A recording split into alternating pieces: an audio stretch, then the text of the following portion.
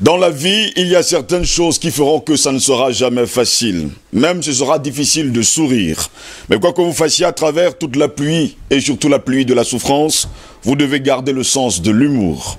Vous devez rire pour vous et surtout pour les autres. Mais n'oubliez surtout pas, il faut rire sans être content de rire, de peur de mourir, sans avoir ri. Madame, messieurs, bonjour, très heureux de vous retrouver ce jeudi 4 février de l'an de grâce 2021 pour une nouvelle édition de DBS Matin. Comme à notre habitude et au cours de cette autre édition, nous allons continuer à décrypter l'actualité, à décrypter l'information, car comme j'aime le dire, la nourriture de l'esprit, c'est l'information.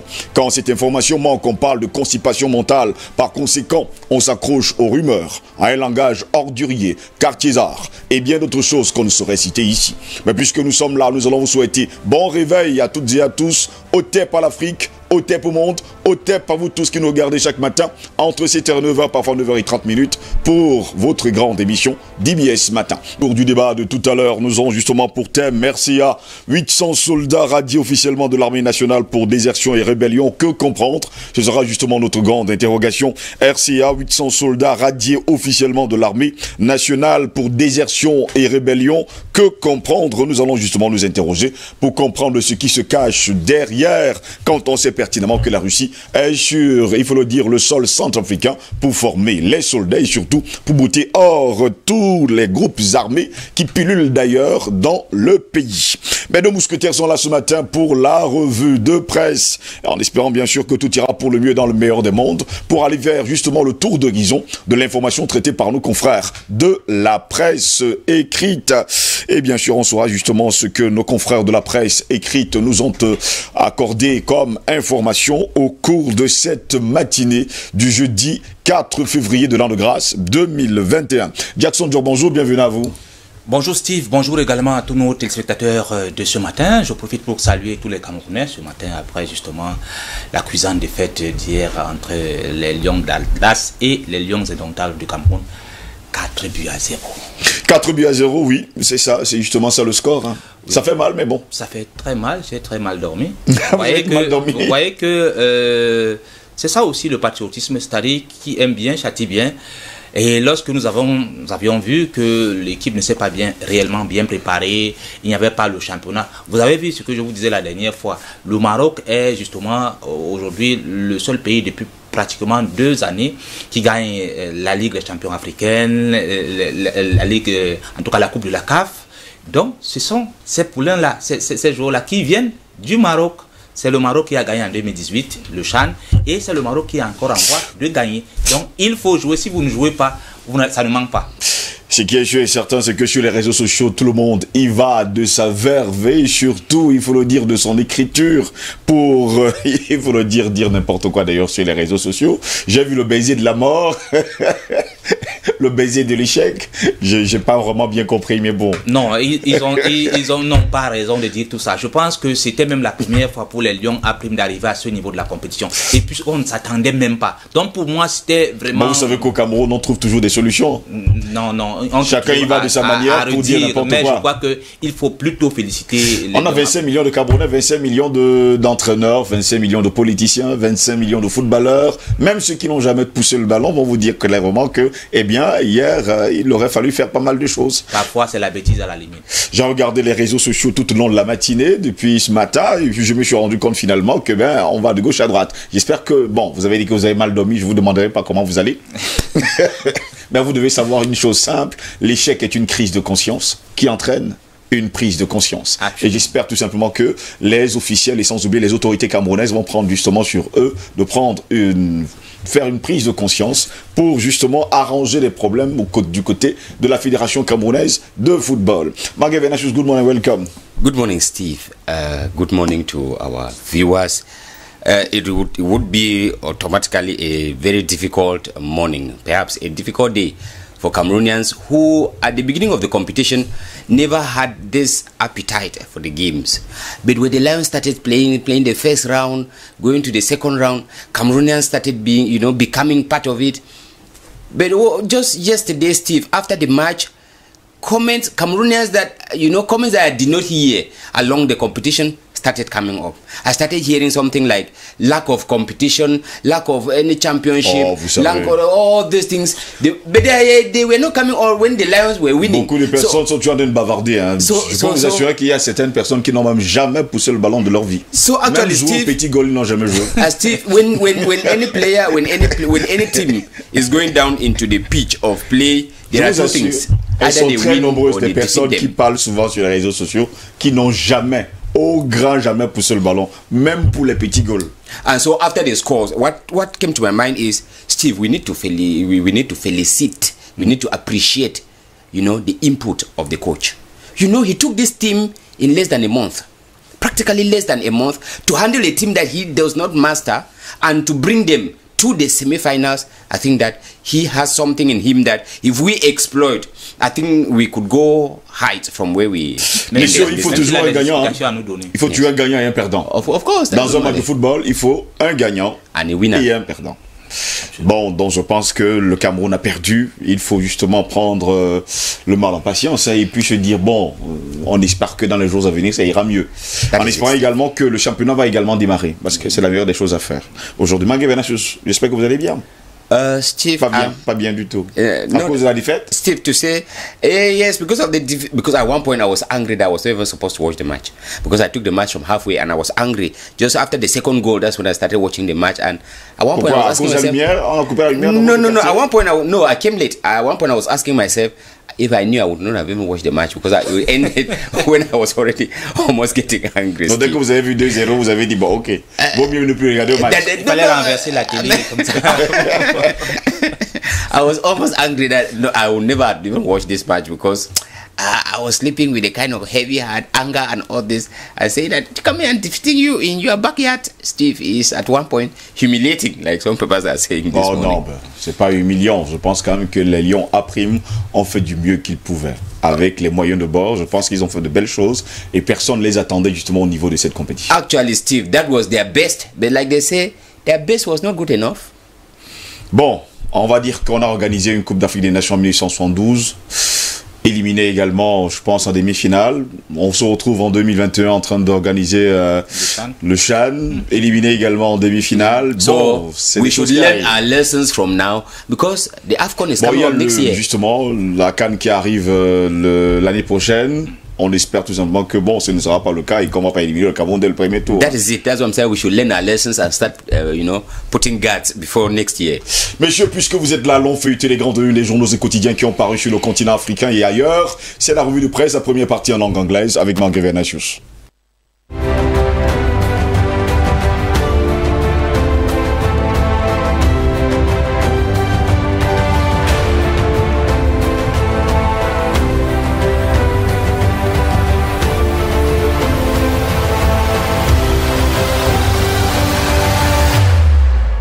Thursday, February the 4th, 2021, we begin press review today with the Guardian Post newspaper in politics on page 3 about the Anglophone crisis, informing us that an inclusive dialogue is imminent as government comes under fresh pressure.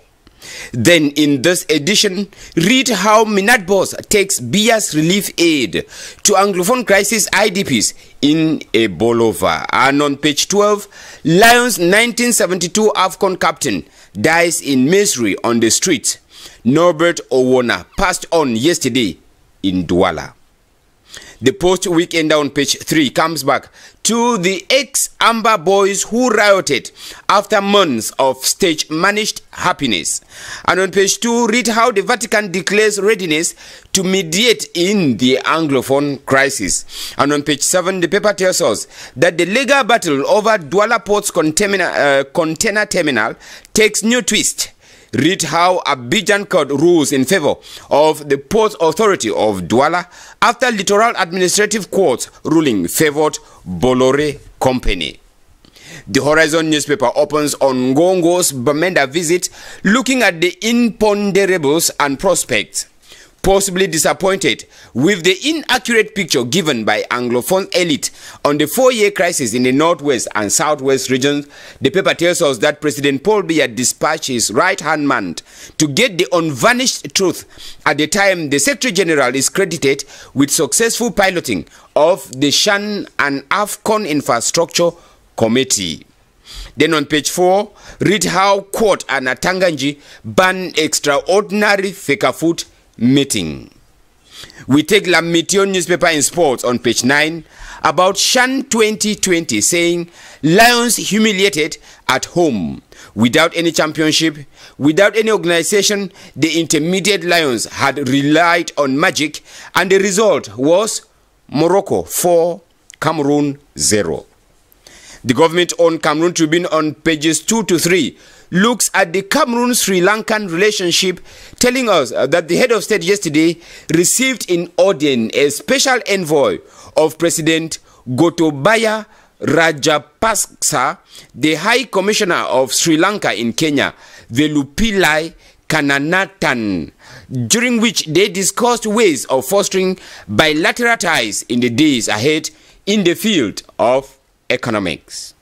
Then on page 5, read how over 4,200 IDPs received government's aid in Ebola from the hands of Minister Paul Atanganji yesterday.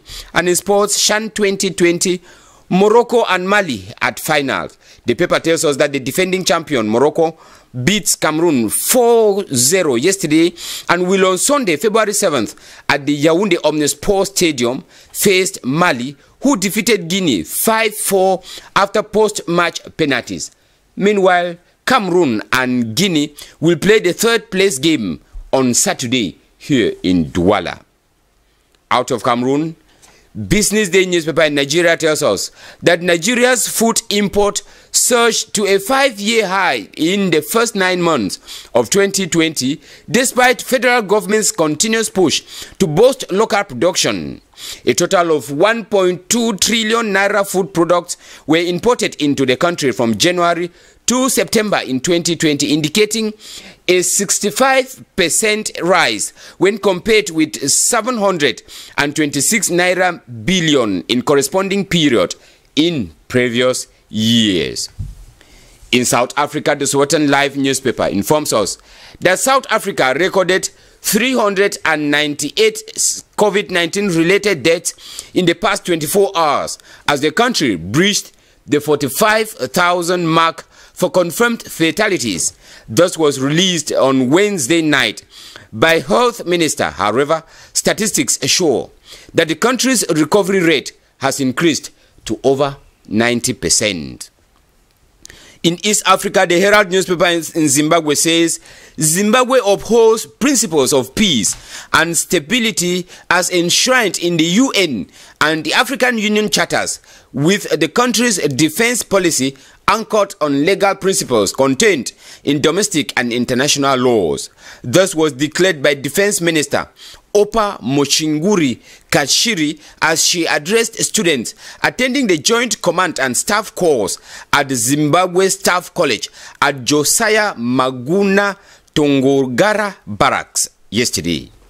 In Rwanda, the New Times newspaper reports that almost a year since Rwanda confirmed its first COVID-19 case, mental health experts in organizations of the survivors of the 1994 genocide against the Tutsis say that mental illness challenges have been exacerbated by the pandemic. Meanwhile, the Nation newspaper in Kenya says ahead of Africa COVID jab, campaign skepticism takes hold.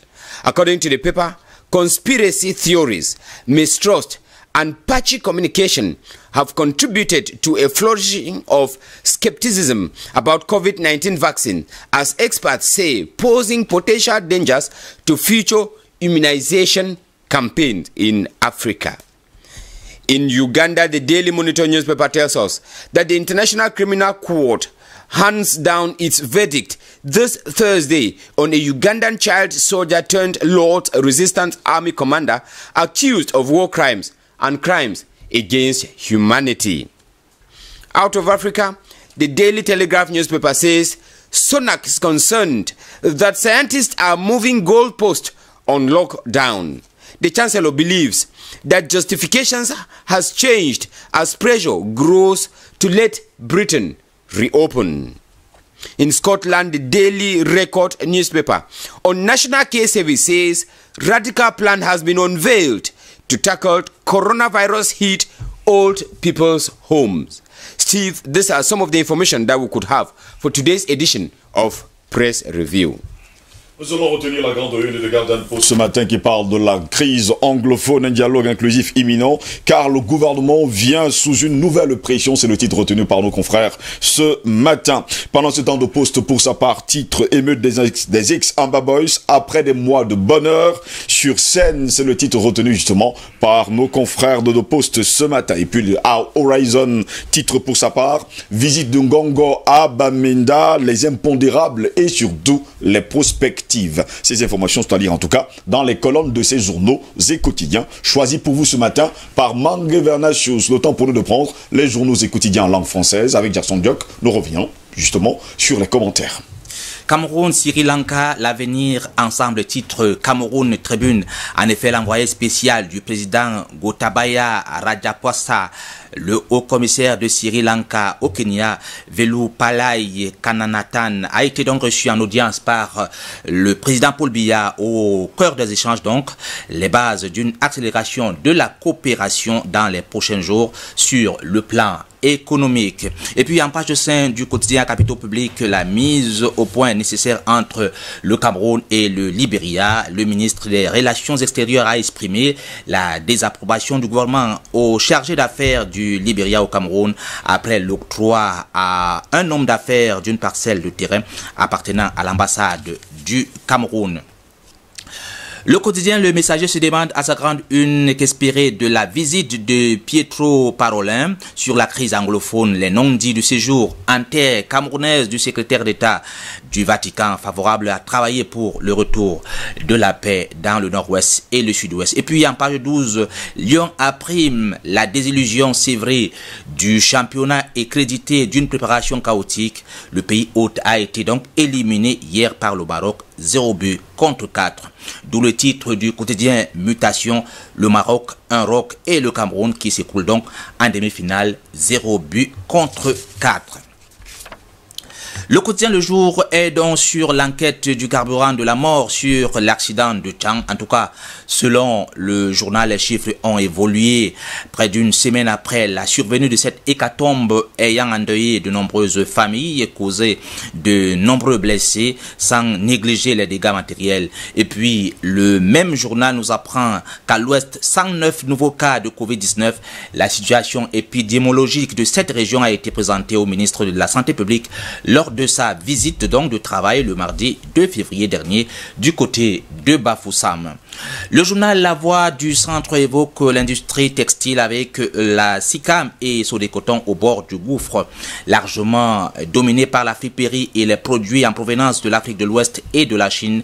Les opérateurs locaux ne contrôlent qu'à peine 1% du marché. Et pourtant, le journal L'Œil du Sahel de Guibaï Gatama nous apprend que Paul Biya ordonne la réouverture de l'usine SICAM de Garoua. EcoNews met donc à sa grande une Alain Blaise Batongué en soupçonnant son départ du JICAM sur fond de polémique et des accords avec le président Tawamba qui plane sur son éviction comme secrétaire exécutif. Le quotidien de l'économie, lui, nous fait savoir comment Eneo a structuré la levée de fonds de 100 milliards de francs CFA. 8 banques locales ont été donc mises à contribution pour réaliser cet objectif. Le magazine Défi Actuel nous apprend que l'on va vers donc un paiement massif de la dette intérieure. Lui, Paul Moutazé, a donc instruit à ses collaborateurs de lever les fonds pour apurer la dette intérieure du pays. Direction la RCA avec le journal Corbeau News qui nous indique que le chef de l'ONU exhorte à ouvrir un dialogue inclusif avec l'opposition. En effet, Antonio Guterres a donc exhorté les autorités centrafricaines à entamer un véritable dialogue politique inclusif avec l'opposition politique et les groupes armés ayant renoncé à la violence au lendemain du retrait de la coalition d'opposition des élections législatives. Au Gabon, le journal L'Union qui titre CITRAC, des projets sur des rails, renforcement de la formation du personnel, modernisation des équipements et des infrastructures, transformation numérique à coût de gros investissements et avec l'appui de l'État, la société d'exploitation de Transgabonais affiche donc son ambition pour un rail aussi sûr, objectif zéro déraillement que performance. Un récent voyage de presse a donc permis d'en mesurer les progrès. Au Congo, les dépêches de Brazzaville évoquent donc le vaccin Sputnik 5, succès scientifique. Ce vaccin, nous apprend le journal, a convaincu les experts de son efficacité. Un succès politique et scientifique de la Fédération russe, longtemps traité avec scepticisme à l'étranger pour n'avoir testé que sur quelques dizaines de militaires avant son homologation nationale. C'était donc le 11 août dernier. Direction la France avec le journal Le Figaro qui titre Vaccin. Comment l'Europe s'est donc laissée distancer. Manque d'anticipation, faible engagement industriel. Les 27 pays sont donc à la traîne dans la course vaccinale. La pression monte sur la Commission et les gouvernements. Le journal catholique La Croix indique comment vacciner tous les Français. En tout cas, Emmanuel Macron s'est donc engagé à ce qu'une proposition de vaccination soit donc faite à tous les Français avant la fin de l'été. Un défi complexe, mais pas impossible à relever, nous apprend le journal. Le journal Le Parisien se demande pourquoi tant de pluie. Des dépressions violentes s'enchaînent donc depuis le début de l'hiver. Hier donc à Lot et Garonne étaient donc placés en vigilance rouge et 8 autres départements en orange pour risque de crue, des phénomènes appelés à se répéter.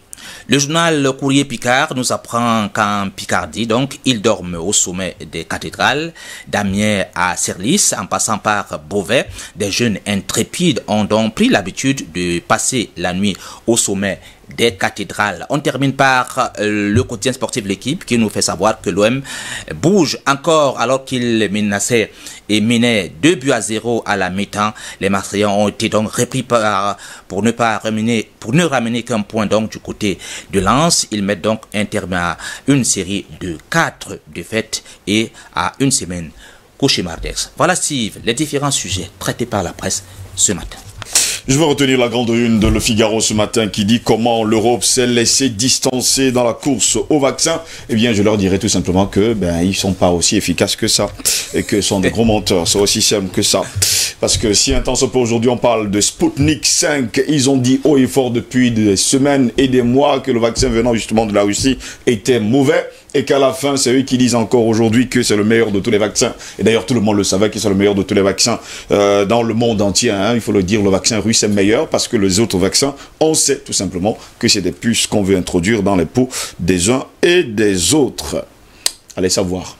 Oui, oui, parce que, vous savez, c'est depuis même août dernier, 2020, où cette affaire faisait la chronique. En tout cas, on disait qu'on ne peut pas, sur la base de 10 militaires vaccinés, dire que le vaccin est efficace. Et donc, aujourd'hui, on revient à dire que ce vaccin est efficace. Donc, vous croyez que ce sont les gens qui se disent, quand ils veulent. Et puis, je crois que ça rentre déjà dans leurs habitudes. Les gens qui nous ont dit à un moment que l'allaitement maternel n'était pas une bonne chose, il fallait faire l'allaitement mixte. Maintenant, ils sont encore revenus dire que l'allaitement maternel est la plus importante. Donc, ce sont des gens qui, c'est déjà rentré. Ils vont de contradiction en contradiction. Et justement, ils veulent, à un moment donné, affaiblir certaines personnes dans leurs pensées. Et déjà, on va retenir également le tweet d'Emmanuel Macron hier, parlant justement de la condamnation d'Alexis Navalny du côté de la Russie. Il a déclaré haut et fort que c'est inacceptable. Lui qui? C'est justement la question.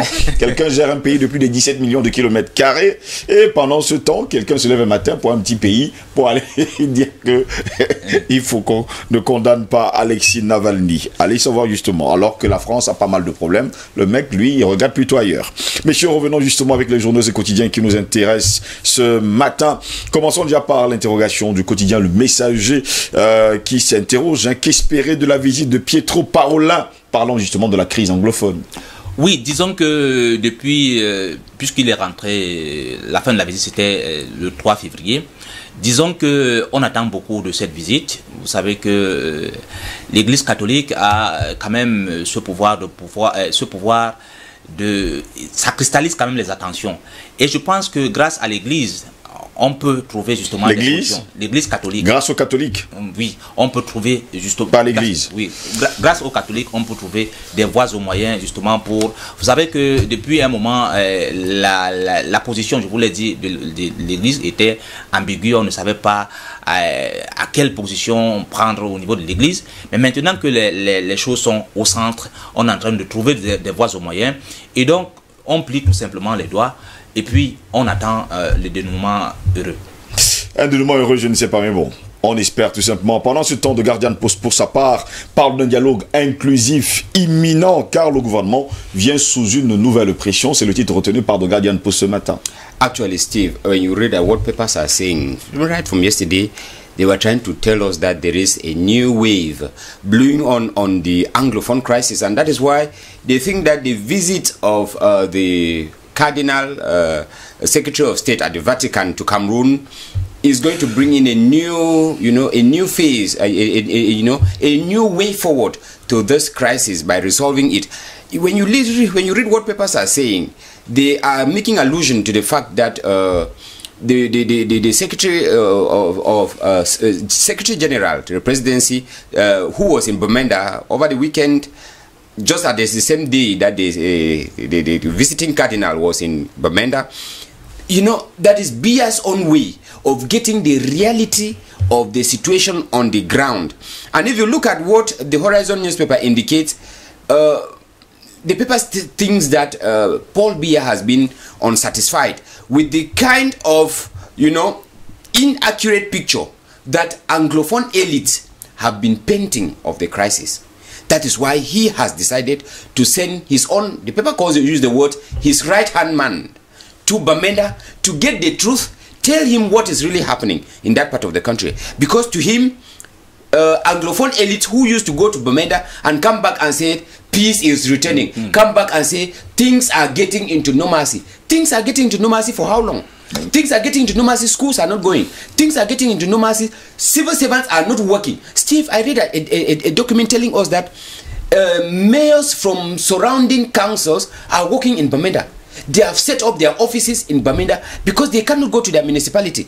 That is the reality. En tout cas, pour nos confrères de Horizon ce matin, parlant de la visite de Ngongo à Bamenda, eh bien, les impondérables et surtout les prospectives sont prévues. Selon nos confrères. Those are the imponderables because those are things that we could not imagine that are existing in this crisis. And because of his visit to Bamenda, there are new prospects. There are new, une autre façon de voir. Of seeing things. Oui. Because he has lived the situation. Steve, remember yesterday, another paper told us that Bia's envoy and Pop's envoy, that they have tested the reality on ground zero. Because they have been giving them a different reality from what is there. And that is why the paper thinks that it is time now that this crisis may know a different, a different twist, may know a positive outcome.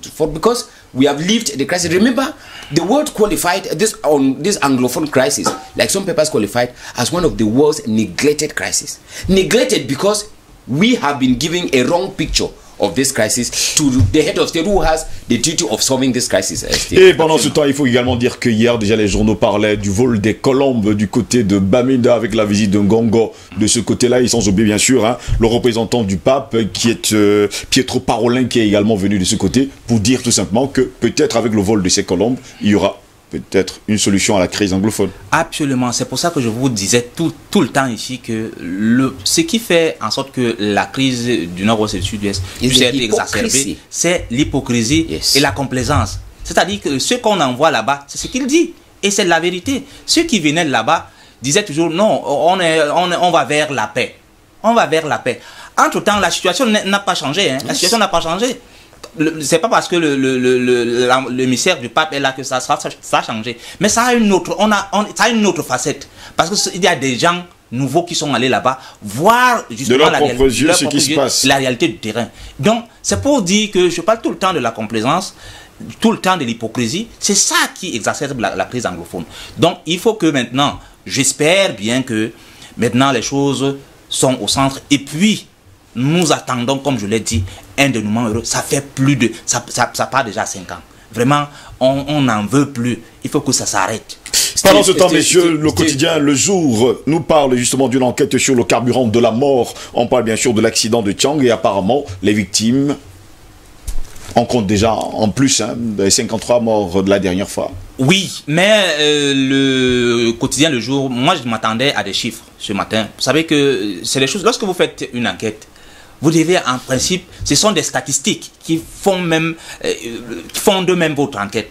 Mais si vous ne présentez pas les chiffres, vous dites comme ça, je crois que les gens ne vont pas comprendre justement ce que vous voulez. En tout cas, le journal nous fait savoir que les chiffres ont évolué. Yes. Les chiffres ont évolué, mais quel nombre?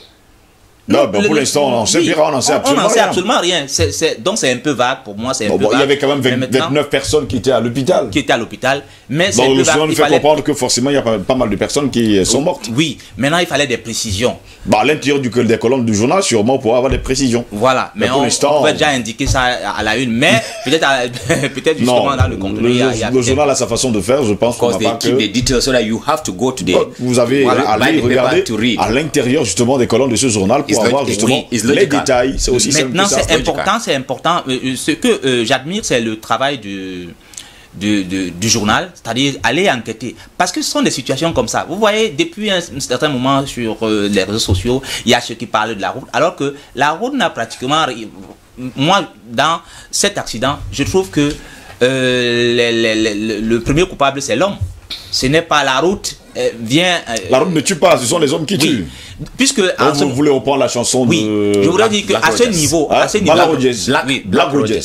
niveau où il y a eu accident, je crois qu'il n'y avait pas, il ne se posait pas de problème de route. La route n'était pas mauvaise à ce niveau. Donc il se trouve que ce sont des hommes qui ont décidé justement de se promener avec du carburant filaté, et puis lorsqu'il y a eu collision, ça a fait boum, il n'y a pas eu question de route.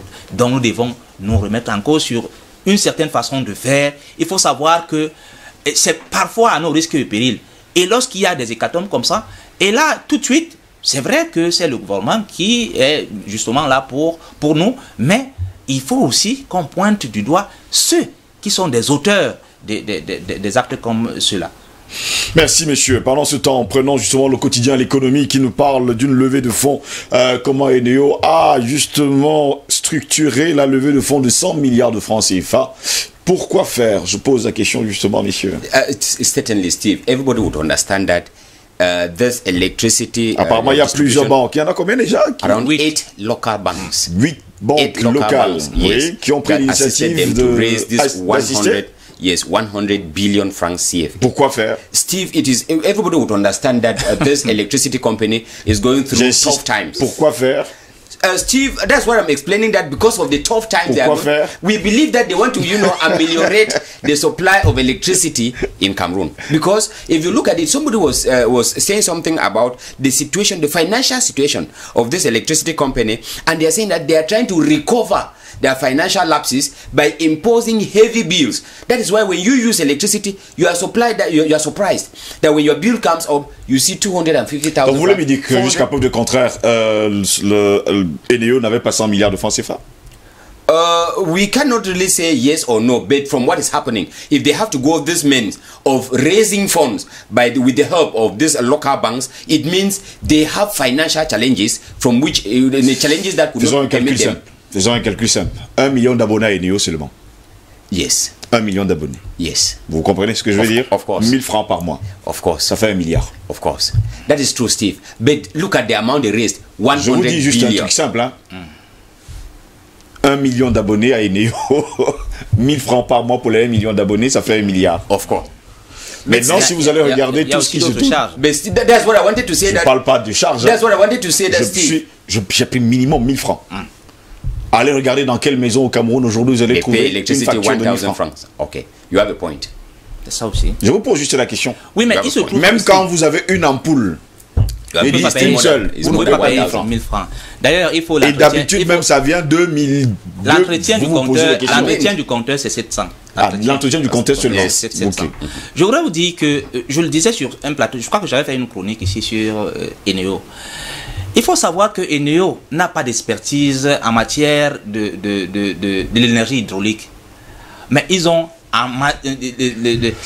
justement, ils ont d'autres ingénieries dans les énergies renouvelables. La biomasse, l'éolien et tout. Ils ont fait leur expérience en Amérique du Sud. Ça, c'est connu. Maintenant, je crois que Eneo au Cameroun est comme... Vous êtes sûr réellement que l'expertise venait de l'Amérique du Sud? Oui, ils ont fait... Je parle d'Actis, je parle pas Eneo, je parle d'Actis. C'est ce qu'on dit. Ça, c'est Actis. Je n'ai pas besoin d'entrer dans les détails, mais c'est ce qu'on dit. Bon, maintenant, je voudrais dire que Eneo, pour moi, est considéré comme une sanction économique. C'est-à-dire que, voilà une entreprise qui arrive chez vous, elle trouve vos installations, elle trouve tout, mais donc vous offrez ces services pour simplement, je ne sais pas, commercialiser quoi. Just to share, just to share bills. Je me pose des questions. All the infrastructures are already in place. Donnez-moi, qu'est-ce que le rôle de Eneo, c'est quoi? Qu'est-ce que Eneo fait? That is it. Pour recouvrir quoi? L'argent que vous avez, c'est-à-dire, vous avez vos installations, vous avez tout. Mais vous prenez justement les services d'une entreprise, une sanction économique pour justement venir... Je n'ai jamais compris le rôle de Eneo. Je ne comprends pas. On vous comprend, messieurs. C'est incompréhensible. Mais ils déclarent aujourd'hui qu'en prenant justement l'initiative de racheter Eneo, ils sont retrouvés dans des soucis, hein, et qu'ils ont trouvé Eneo, que Eneo était en délabrement, en parfait délabrement, et qu'il fallait reconstruire, refaire. Actis est en train d'investir au Cameroun dans d'autres secteurs. C'est mieux là-bas. Vraiment, il faut qu'il nous laisse avec... Pourquoi ne pas justement privatiser le secteur? Pourquoi ne pas justement privatiser le secteur? Sometime last week, the Prime Minister received in audience Turkish investors who want to diversify the production of electricity, especially at the Douala port here. And they were talking of producing a kilowatt of electricity at 40 francs CFA. 40 francs at the Douala seaport here. And the goal, the target was to make sure that they supply the port zone, all the electrical installation around the port zone, that neighborhood, with electricity. By so doing, they are going to inject some amount of electricity in the national grid supply. I think if we have to keep remaining tied down to Eneo, Cameroon will always keep suffering, because practically every day a neighborhood in Douala here suffers from blackout. Every day. I don't think that there is within a week that Douala can celebrate electricity, supply, efficient electricity supply without cuts or blackout. So why should they suffer people? Then at the end of the month, even with this, epileptic supply, when you get the bills, you tend to ask yourself, am I the one who really consumed this electricity? So I think that it is high time we diversify our energy supply in this country. Messieurs, en 2 minutes, nous allons prendre la dernière une ce matin. La Voix du Centre qui titre ce matin: Industrie textile SICAM et ceux de coton au bord du gouffre. Oui, mais c'est pas aujourd'hui. Je crois que c'est pas aujourd'hui. On le sait depuis un certain moment. Là, on est en train de crier le fait que justement du côté du nord, parce que c'est là-bas, c'était comme le centre. Oui. Du côté de Garoua, où l'industrie cotonnière, ça ne va plus, c'est-à-dire SICAM, et puis même sur les cotons. Et au bord du gouffre, même, ça a même fermé les portes carrément. Et je crois que c'est le hebdomadaire L'Œil du Sahel qui revient pour dire que le chef de l'État a ordonné la réouverture. C'est depuis cette semaine, et on en parle. Et je me rappelle que, je crois qu'il y a l'année dernière, où justement SICAM a toujours eu les mêmes problèmes. Et tenez, le gouvernement a déboursé, je crois que c'était 13 milliards de francs CFA. À la période du pain du 8 mars. Yes. 13 milliards de francs CFA. De là jusqu'à aujourd'hui, il y a un an. Qu'est-ce qui s'est passé en ce temps? Oui, on peut parler de délabrement de machines, on peut parler de ceci, mais même le coton, même il n'y en a pas. Mais qu'est-ce qui se passe? Steve, compliqué. When I read the issue of SICAM, I said we are responsible for the fate, for the crumbling nature of SICAM. When I say we, because when you read what La Voix du Centre, certain points that they're indicating. They're indicating the importation of ready-made or second-handed goods from China, from West African countries. Steve, when I look at our neighboring country, Nigeria, they used to tell us that in Nigeria, second-handed goods, what we call friperie, it does not come to Nigeria. Nigeria value their textile industry. That is why when you look at even the officials, the president, the ministers in Nigeria, very few of them you see them with suits. They wear their local made. They appear in their local made, in their local fabrics. In Cameroon, when you want to be official, you come with a coat, a sword, and a tie. What about our local meat? Is it that we cannot buy Sikam? I think that if we want to revive Sikam, let us stop the issue of, reviving the country with huge sums of money. Let us block the imputation of second-hand goods, même si on ne peut pas le faire, pourquoi ne pas justement aller faire, il faut le dire comme ça, des coopérations avec le Nigeria, avec le Bénin, qui ont pas mal de tissus pour pouvoir faire de belles et grandes choses. I mean, as if we Je pense que c'est possible, parce que sur nos marchés aujourd'hui, on parle de la friperie, on parle de ces habits et sans oublier ces vêtements qui nous viennent de la Chine. C'est vrai, c'est totalement vrai. Est-ce qu'il y a une industrie de textile en Chine? Mais ça vient d'où? Ça vient d'ici. Pourquoi on doit avoir de tels problèmes? Au Bénin, il y en a, non? Oui. Mais alors, le Cameroun, il y en a. Pourquoi nous on a des problèmes? Et au Bénin, justement, il faut le dire, le pagne est moins cher. Il est très beau pagne. Et ils sont très nombreux qui il faut bien dire que le bon pagne. Le bon pagne, c'est très bon pagne. Très bon pagne. Le Cameroun aussi. Ah, le coton, du texte, tout. On peut faire. Pourquoi ça ne marche pas chez nous? Ben, messieurs, c'est des choses qu'il faudra en parler dans les jours à venir. Merci beaucoup d'avoir été là ce matin pour cette revue de presse. Au plaisir de vous retrouver demain pour la dernière édition de DBS Matin. Passez une bonne journée, messieurs. En espérant tout simplement que tout ira pour le mieux dans le meilleur des mondes et que, bien sûr, vous allez, on va le dire comme ça, effacer d'un revers de la main la défaite d'hier du Cameroun face au Maroc. C'est difficile à digérer. Le thème de ce matin, République centrafricaine, 800 soldats radiés officiellement de l'armée nationale pour désertion et rébellion. Que comprendre? C'est notre grande interrogation de ce jeudi matin. Paul-Ella, bonjour, bienvenue à vous. Bonjour Steve, bonjour aux co-panélistes que tu vas présenter tout à l'heure, bonjour à tous ceux qui nous regardent de par le monde et qui, et c'est tant mieux, sont de plus en plus nombreux. Bonne fin de semaine, on digère quand même la défaite comme on peut. Oui. Mais bon, il y a d'autres chats à fouetter. Il y a d'autres chats à fouetter. C'est pour ça qu'on est là. Voilà, très heureux de vous avoir ce matin. Une dame sur notre plateau également, Jodel Caillot, bonjour, bienvenue à vous. Bonjour Steve, bonjour aux co-panélistes, bonjour à tous les téléspectateurs de DBS. Très heureux de vous avoir. Ah oui, ça fait un moment quand même que j'ai pas été avec vous. Je m'en excuse, mais en dehors de faire les plateaux, on a une vie professionnelle, une vie professionnelle, etc. Voilà, vous êtes. Donc j'espère que aujourd'hui je ne vais pas vous sevrer, ou bien après je ne vous sevrerai pas davantage. Oui, bon, même si on vous a pris le cours, hein. Ah oui, espérons-le, mais ce sont mes soins, hein, d'être là très souvent, au moins une fois par mois, par semaine. Merci beaucoup. Merci beaucoup d'être là ce matin. Edmond Kouyaté, bonjour, bienvenue à vous. Bonjour Steve, bonne année à... Ah, c'est bien de le faire, bonne année. Ah oui. Le DBS. Ouais, je crois que depuis le début de l'année 2021, on n'a pas échangé avec... Personnellement, je n'ai pas échangé avec les téléspectateurs. Donc, je mets l'occasion à profit pour leur adresser mes vœux les meilleurs, ainsi qu'à vous. Merci. Et à tous les co-panélistes.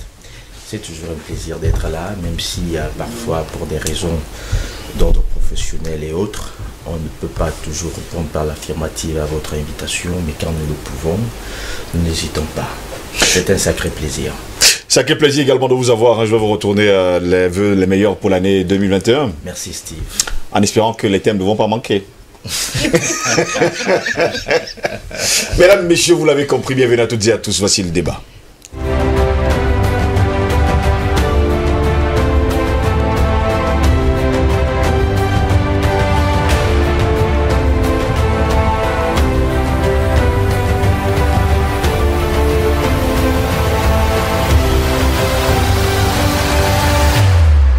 Le temps pour nous de faire un clin d'œil à Solange Morel et aux Galeries Morel à Etoameki à Yaoundé, la ville préférée de Edmond Kouyaté, qui est là également ce matin, sans oublier Paul-Ella.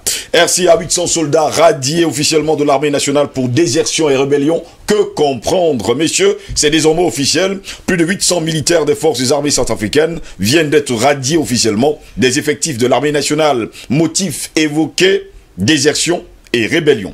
Peut-on parler d'une nouvelle crise au sein de l'armée centrafricaine ou toute autre chose? Près de 2 mois après le retour au maquis de l'ancien président François Bozizé et le déclenchement des hostilités suite à l'invalidation de sa candidature à l'élection présidentielle du 27 décembre 2020, la crise centrafricaine continue de s'enliser et la polarisation politique et ethnique a atteint aujourd'hui l'armée. Ainsi, la semaine dernière, le chef de l'État, sur proposition du ministre de la Défense et du chef d'état-major, a pris un décret pour radier au rang de l'armée nationale plus d'une centaine des officiers. Comme si cela ne suffisait pas, cette semaine, le ministre de la Défense nationale, Madame Marie-Noëlle Koyara, a pris une nouvelle décision portant radiation de près de 800 militaires, sous-officiers militaires, du rang de l'armée nationale. On reproche à ces derniers l'atteinte à la sûreté intérieure de l'État, désertion en temps de paix, etc. Alors, assiste-t-on à une radiation d'un groupe ethnique au sein de l'armée nationale avec un seul motif de l'atteinte à la sûreté intérieure de l'État et à la désertion en temps de paix? Nous nous interrogeons justement. Avec la tentative de coup d'État du 28 mai 2001, le président d'alors, M. Ange Félix Patassé, avait-il ainsi radié les Yakoma du rang de l'armée nationale? En tout cas, il faut préciser par ailleurs que depuis quelques jours d'ailleurs du côté de la République centrafricaine, eh bien à Bessembélé précisément, et Bessembélé a été repris aux rebelles par les FACA près de la ville de Boda. Eh bien, l'offensive se poursuit de ce côté-là et l'armée est toujours en marche contre les groupes armés qui pilulent, qui inondent d'ailleurs, il faut le dire, l'espace territorial centrafricain. Que se passe-t-il là-bas de ce côté, Edmond Kuaté, quand on sait pertinemment que la Russie est sur le terrain et que, il faut le dire également, François Bozizé est dans le maquis? Est-ce lui qui est en train de tirer les marrons du feu pour attirer justement ses militaires de son côté? Steve, c'est quand même regrettable, il faut le dire, ce qui se passe du côté de la Centrafrique. Nous avons toujours espéré que ce pays allait reprendre des couleurs. Oui. Ce n'est pas le cas. C'est même par abus de langage que nous parlons de pays, parce qu'en réalité, il ne suffit pas d'avoir des frontières reconnues. Il ne suffit pas d'avoir des emblèmes, des armoiries. Il ne suffit pas d'avoir tout ça pour dire qu'on est pays. Non. Un pays, c'est quand même un minimum de structuration, d'organisation sociétale, culturelle, politique, administrative et tout cela. Et donc, nous pensons qu'aujourd'hui, la Centrafrique ne regroupe pas encore, n'est-ce pas, tous ces éléments-là. Et donc, c'est avec beaucoup de peine que nous constatons que c'est une nation qui manque de substance, qui manque de contenu, que ce soit sur le plan politique, administratif, culturel et autres. Et donc, voilà. Et le problème qui se pose aujourd'hui en Centrafrique pose, n'est-ce pas, le sempiternel, ou alors la sempiternelle question ou problématique de la conception que nous avons de la nation, la conception que nous avons de la République. Une conception qui est un peu très personnifiée et qui repose un peu sur le grégaire. En réalité, vous avez parlé, n'est-ce pas, du sentiment ethnique, vous avez parlé des antagonismes ethniques, mais en fait, il s'agit de ça. Tant qu'on aura l'impression qu'on va, non pas pour servir la nation, mais pour servir un individu, oui, ou pour servir sa communauté, ou pour servir son ethnie, nous allons avoir le même problème. Parce que les hommes vont se succéder à la tête des États, que ce soit de manière démocratique ou que ce soit par des coups de force. Je constate, n'est-ce pas, que la Centrafrique a définitivement fait le choix de la succession des hommes, n'est-ce pas, à la tête des États de manière un peu brutale. On a eu jusqu'à présent une succession d'hommes depuis David Dacko, Bokassa, Patassé, tout cela. Bozizé, Saba Panza, Dotodia. Aujourd'hui, on a justement Foster Akanj Touadéra qui, voilà, lui semble justement apporter un peu de paix là-bas de ce côté. Nous osons croire qu'avec l'appui, aujourd'hui il a beaucoup d'appui, il faut le dire, parce oui, que jusqu'ici, la France était restée l'unique partenaire. C'était un peu un coin du monde abandonné aux mains de la France, qui en faisait un peu ce qu'il faisait, qui remplaçait les hommes comme des sous-vêtements, et quand on ne faisait plus ce qu'il voulait, on se souvient par exemple qu'avec Bozizé, qui aujourd'hui est un rebelle, que j'appelle de tous les vœux à ce qu'il soit traqué, et qu'il soit débusqué, et qu'il soit traîné en justice, et qu'il soit puni sévèrement. Mais on se souvient qu'il a été venu par la volonté française, oui, et que lorsqu'il a tout simplement comme ça décidé de manière unilatérale, sans l'aval de la France, de signer de donner une licence d'exploration aux Chinois, on est allé chercher Djoto Dia qui vendait du poisson au Bénin. On est allé le chercher et on lui a donné quelques armes, des munitions et un peu de moyens. Et on a cherché des hommes justement pour le chasser. Alors, ce qui se passe, pour que vous compreniez bien, c'est qu'à chaque fois que des gens nourrissent des ambitions assez lugubres, n'est-ce pas, de putsch, qu'est-ce qu'ils font? Ils vont dans leur village, ils recrutent massivement les jeunes qui sont pour la plupart dans la déshérence, dans voilà, et je vais dire, dans la déshérence totale. On les recrute, on leur donne un peu d'argent et ils forment donc une colonne militaire dont on se sert pour aller renverser, n'est-ce pas, les institutions. C'est ça dont il est question. Et une fois que, bon, puisqu'après, il va toujours falloir qu'il faut des négociations, des pourparlers de paix et tout ça. Une fois que cela est fait, on dit qu'on a signé des accords et il faut les reverser dans l'armée. Mais ceux-là, il y a un déficit de formation à la citoyenneté. Oui. Parce que pour les reverser à l'armée, il faut bien qu'on leur fasse comprendre qu'ils ne sont pas là pour servir un individu, qu'ils ne sont plus au service d'un individu, celui qui les a, n'est-ce pas, enrôlés dans un mouvement de rébellion, mais qu'ils sont désormais au service de la nation. De la nation, d'une république. Il faut qu'il y ait cette éducation qui très souvent manque. On ne les forme pas. Et donc, c'est pour ça que lorsque Bozizé renourrit ses ambitions poussées, on le sait, par la France, nourri par la France dans ces ambitions-là, lorsqu'il revient, lorsqu'il tente de revenir aux affaires, ils pensent, pour eux, ils sont de bonne foi. Lorsqu'ils pensent qu'il faut qu'ils abandonnent la République et qu'ils se mettent au service de leurs frères. Parce que dans leur tête, la République, c'est même la propriété de leurs frères, c'est même leur propriété. Tant que c'est un autre individu d'une autre communauté, d'une autre ethnie, qui est là à la tête de la nation, non, pour eux, la République perd son sens, ça perd de sa substance. Parce que on ne dit pas qu'ils ont déserté parce qu'ils n'étaient pas payés. Non, pas du tout. On ne dit pas qu'ils ont déserté parce qu'ils étaient marginalisés. On ne dit pas qu'ils ont déserté parce qu'ils revendiquaient un droit spécial. On dit tout simplement qu'ils ont déserté parce qu'ils voulaient aller s'enrôler, se mettre à la cause. Ils prenaient fait et cause pour Bozizé. Parce qu'ils estiment que c'est grâce à eux-mêmes qu'ils sont devenus militaires. C'est grâce à Bozizé qu'ils sont devenus militaires. Voilà, c'est grâce à Bozizé qu'ils sont devenus militaires. Et donc, pour eux, c'est de bonne foi qu'ils pensent que, voilà, il faut aller aider leurs frères à reprendre le pouvoir. Les frères à reprendre le pouvoir. Ce qu'ils n'ont pas compris, c'est qu'en fait, la République, depuis ils sont à la solde de la République, c'est la République qui se démerde à les payer. Et cette République est conçue non pas comme relatif à des conceptions grégaires d'ethnie, de religion, de ceci.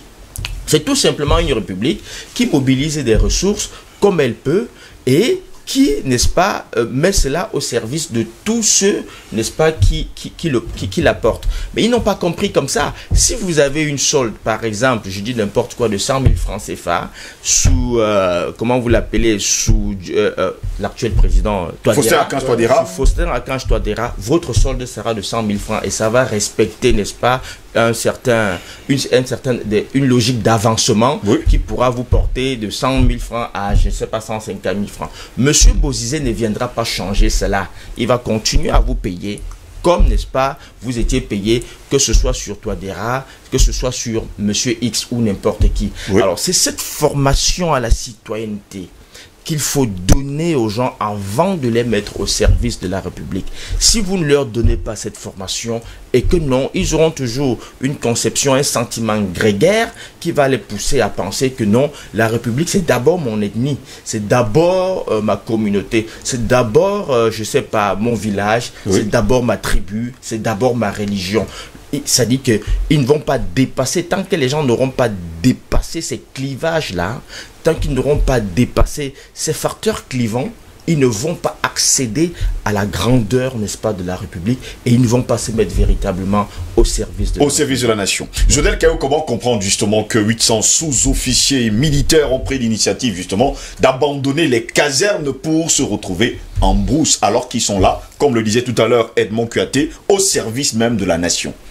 Bon, je crois que en dehors de tout ce que Edmond a évoqué tout à l'heure, il y a un gros concept de groupes armés. Oui. Il faut savoir que c'est quelque chose qui a effectivement sa signification à RCA. C'est-à-dire que avant d'être soldat, on appartient d'abord à un groupe armé. Et vous savez que un groupe armé, c'est une communauté dans le sens strict du terme. Oui. On parle la même langue, on s'identifie, on a les mêmes idéologies, etc.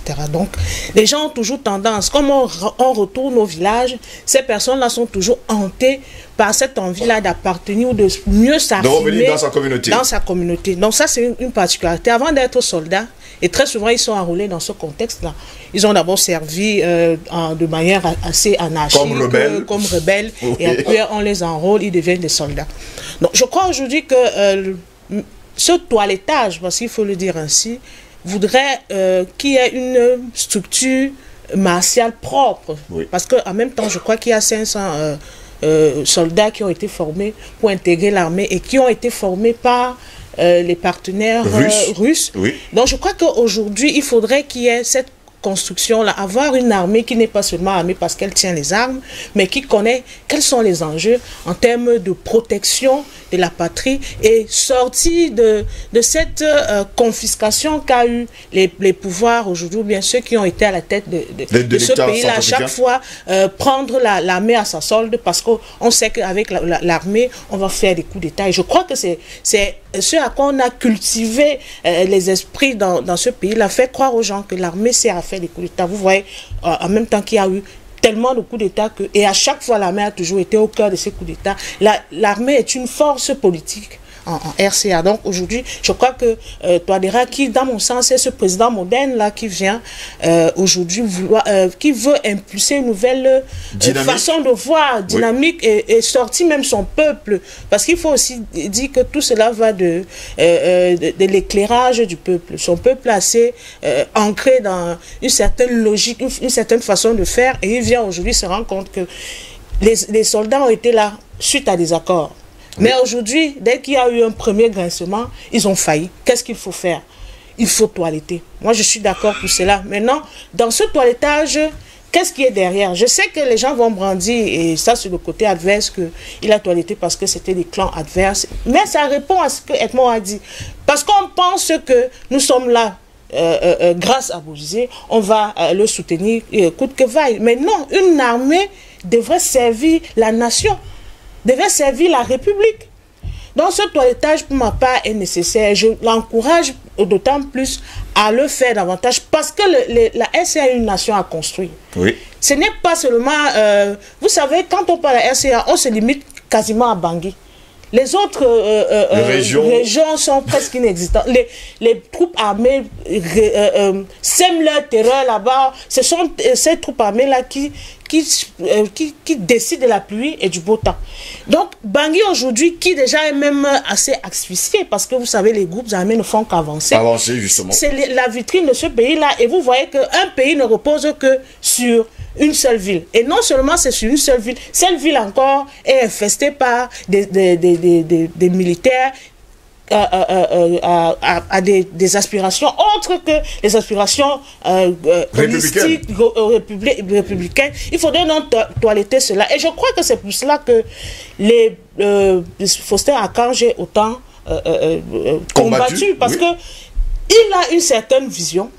Il veut sortir cette RCA-là de cet anarchisme qu'on a connu. Il a organisé les élections, vous le savez. Pourtant, dans un contexte pareil, je suis sûr qu'un président à sa place, on ne l'aurait pas fait. Il a quand même organisé ces élections-là. Il est en train de mettre sur place, créer les accords. Ce qu'on ne voyait pas, on voyait plutôt des présidents très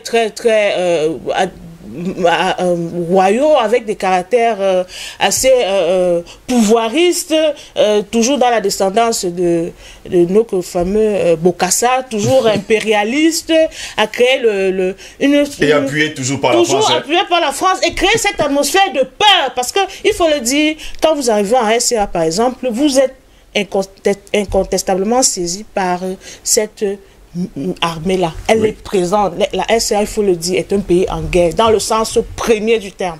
Je pense qu'une journée ne peut pas passer en RCA sans qu'il y ait une attaque.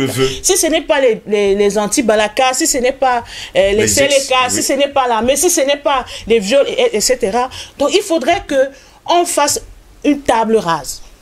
et qu'on commence à zéro. Heureusement que j'espère que les accords seront vraiment des accords plus, parce que jusqu'à aujourd'hui, ces accords ont prouvé que c'était dans l'intérêt de la RCA. Oui. La présence des Russes et sur le territoire Rwanda, centrafricain. On prouvait qu'ils étaient là pour préserver les intérêts du Rwanda. Je ne suis pas sûr qu'avec la France aurait eu le même dénouement, mais jusqu'à présent on l'espère. S'ils forment déjà des personnes, ils forment les citoyens à l'armée et à près de 500 soldats. Ça veut dire qu'il y a un gros souci de partir et de laisser un noyau dur. C'est ce noyau, ils ne seront pas toujours là. Oui. On les forme parce qu'on est prêt à partir et que la relève soit assurée. C'est avec ce noyau-là, et je l'espère, que le président Touadéra va compter avec l'appui de ces coopérations qu'il a avec les pays jusqu'à présent qui, ma foi, sont assez sincères. Le soutenir. Et faire un toilettage dans tous les sites. Parce que c'est aussi la conséquence de 20 années de guerre. On va le dire, même si on veut se faire une sorte d'illusion, on ne peut pas avoir des soldats aujourd'hui qui sont des soldats royalistes purs. Patriotes également. Patriotes là, ils ont vécu des attentats ici, des coups d'État par là. Ils traînent un certain CV qui n'est pas très à faire honorable. Je crois que c'est avec la nouvelle vague qui arrive là que la Centrafrique va se former une armée digne de ce nom, dans le sens strict du terme, et défendre les intérêts de la RCA et sortir de ce passé-là. Parce que jusqu'à présent, nous vivons dans le passé, la RCA. Tant que Bozizé est là, la RCA sera toujours... Donc pour vous, vous êtes également d'accord, comme Edmond le disait tout à l'heure, là, qu'il faut à tout prix traquer François Bozizé, l'arrêter, et surtout, il faut le dire, hein, qu'il... Mais il y a eu une théâtralisation... tout à fait ubuesque là, avec une... Pourtant, encore sur le sol centrafricain. Il y a même eu des serrements de main, il y a eu une illusion de paix en faisant croire qu'il revenait. Et Faustin Archange a été, je crois qu'il a été bluffé. On l'a, je sais pas qui a... On l'a forcé, je le sais, mais il n'aurait pas dû la force quand même jusqu'à... Sauf s'il a eu un magnum sur la tête. Il y a eu toute cette théâtralisation qui, ma foi, prédisait déjà un tel scénario. Vous arrivez, on vous, sous les projecteurs, la presse française relaie, dit voilà, il est rentré, etc. Après, il se présente aux élections. Vous rappelez également qu'il est venu dans un hélicoptère français. Justement. Et non seulement il se présente aux élections, on rejette sa candidature, mais il est toujours présent. C'est vers lui que les médias se tournent pour faire la campagne de contre-présidence, etc. Et aujourd'hui, il est là et il continue à s'aimer cette erreur-là. Je crois que Bozizé, aujourd'hui, est un pion qui vient s'aimer le trouble.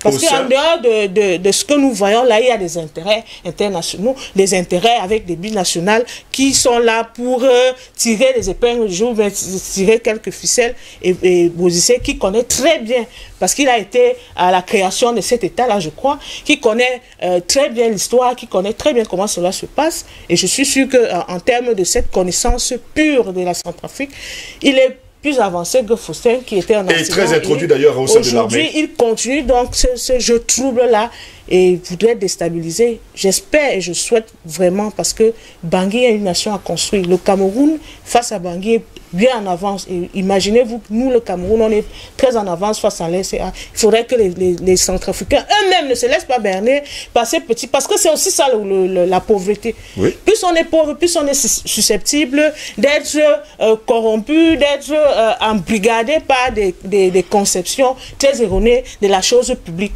Donc il faudrait qu'on laisse Touadéra travailler. Ça c'est un appel aux Centrafricains de laisser Touadéra travailler, de faire confiance à ceux qui ont élu. On dit partout que c'est 35% de ceux qui ont été inscrits, etc. Mais dans un contexte pareil, le fait qu'il y ait déjà eu élection, c'est encourageant. C'est extraordinaire et c'est encourageant. Paul est là, 800 soldats, il faut le dire comme ça, sous-officiers militaires, justement, ont été radiés officiellement de l'armée centrafricaine. Ne vont-ils pas devenir justement un danger s'ils vont du côté de Bozizé? Alors, écoutez, après tout ce qui a été dit et qui est tout à fait juste, j'adhère à l'essentiel. Moi, je vais faire une présentation de l'idée que j'ai de la RCA en ce moment et depuis plusieurs décennies maintenant. C'est que la RCA est sous occupation militaire et humanitaire. Alors, dans les deux cas, on nous a fait savoir que c'est pour sortir la RCA de sa situation. Mais dans les faits, c'est tout autre chose. Sous occupation militaire, c'est quasiment sur 3 fronts minimum. Oui. Vous avez les rebelles contre lesquels la RCA doit se battre, les rebelles qui, de façon incessante, depuis au moins Bokassa, qui est le premier président arrivé par les armes, jusqu'à Bozizé récemment, en passant par André Kolingba, vous avez toujours eu en Centrafrique, vous avez ce spectre de la guerre et de la conquête du pouvoir par les armes qui plane de façon permanente. Oui. Et qui, comme l'ont dit mes deux prédécesseurs, en réalité, finalement, les populations, malheureusement, finissent par s'y faire. Et c'est plutôt dommage. Et donc, vous avez 3 fronts minimum militaires auxquels doivent faire face les populations centrafricaines. Vous avez, comme je disais tout à l'heure, les rebelles qui, de façon plus ou moins identifiée, sévissent et causent tous les torts qu'on connaît à la République. Vous avez à l'intérieur de l'armée des rebelles qui en réalité sont endogènes à ce qui est supposé être l'armée républicaine. Et vous avez une occupation étrangère, la MINUSCA, principalement la force Sangaris, jusqu'à récemment, qui est partie et qui a été terminée par la force des choses en 2016. Mais en réalité, aucune de ces présences militaires n'est fiable. Puisque vous avez ceux qui sont supposés venir de l'extérieur, les forces de l'ONU, qui sont supposés venir aider à sécuriser le pays. En réalité, aucun résultat n'est palpable. Vous avez les rebelles, on sait très bien quelles sont leurs intentions néfastes. Et vous avez au sein de l'armée des brebis galeuses dont il faut impérativement se débarrasser. Et c'est une épuration qui est utile et nécessaire. Je vous rappelle que en son temps, Ange Félix Patassé avait déjà fait partir une centaine de personnes, de militaires internes au FACA qui étaient identifiés comme au service de l'ennemi. Aujourd'hui, vous avez 800 environ qui sont radiés pour cause d'exposition de la sûreté de l'État et pour cause de désertion. Et c'est tout à fait normal parce qu'à un moment donné, il est dangereux, il est grave d'avoir des ennemis à l'intérieur de ce qui est considéré comme être votre force de défense. C'est plus grave que les rebelles. C'est encore avoir des rebelles et les voir venir et les identifier, c'est une chose. Mais avoir des ennemis au sein même de son armée, c'est encore plus grave. Rappelez-vous que l'armée est essentiellement constituée d'une tribu qui s'appelle les Yakoma en Centrafrique. Oui. Et que cette armée-là, par la force des armes, a été dominante, a été de façon dominante, comment dire, a eu des hommes, des militaires qui étaient majoritaires de cette ethnie-là, justement avec l'arrivée d'André Kolingba au pouvoir par la force des armes, et que André Kolingba, qui lui-même étant de cette ethnie, a renfloué de façon excessive l'armée des Yakoma.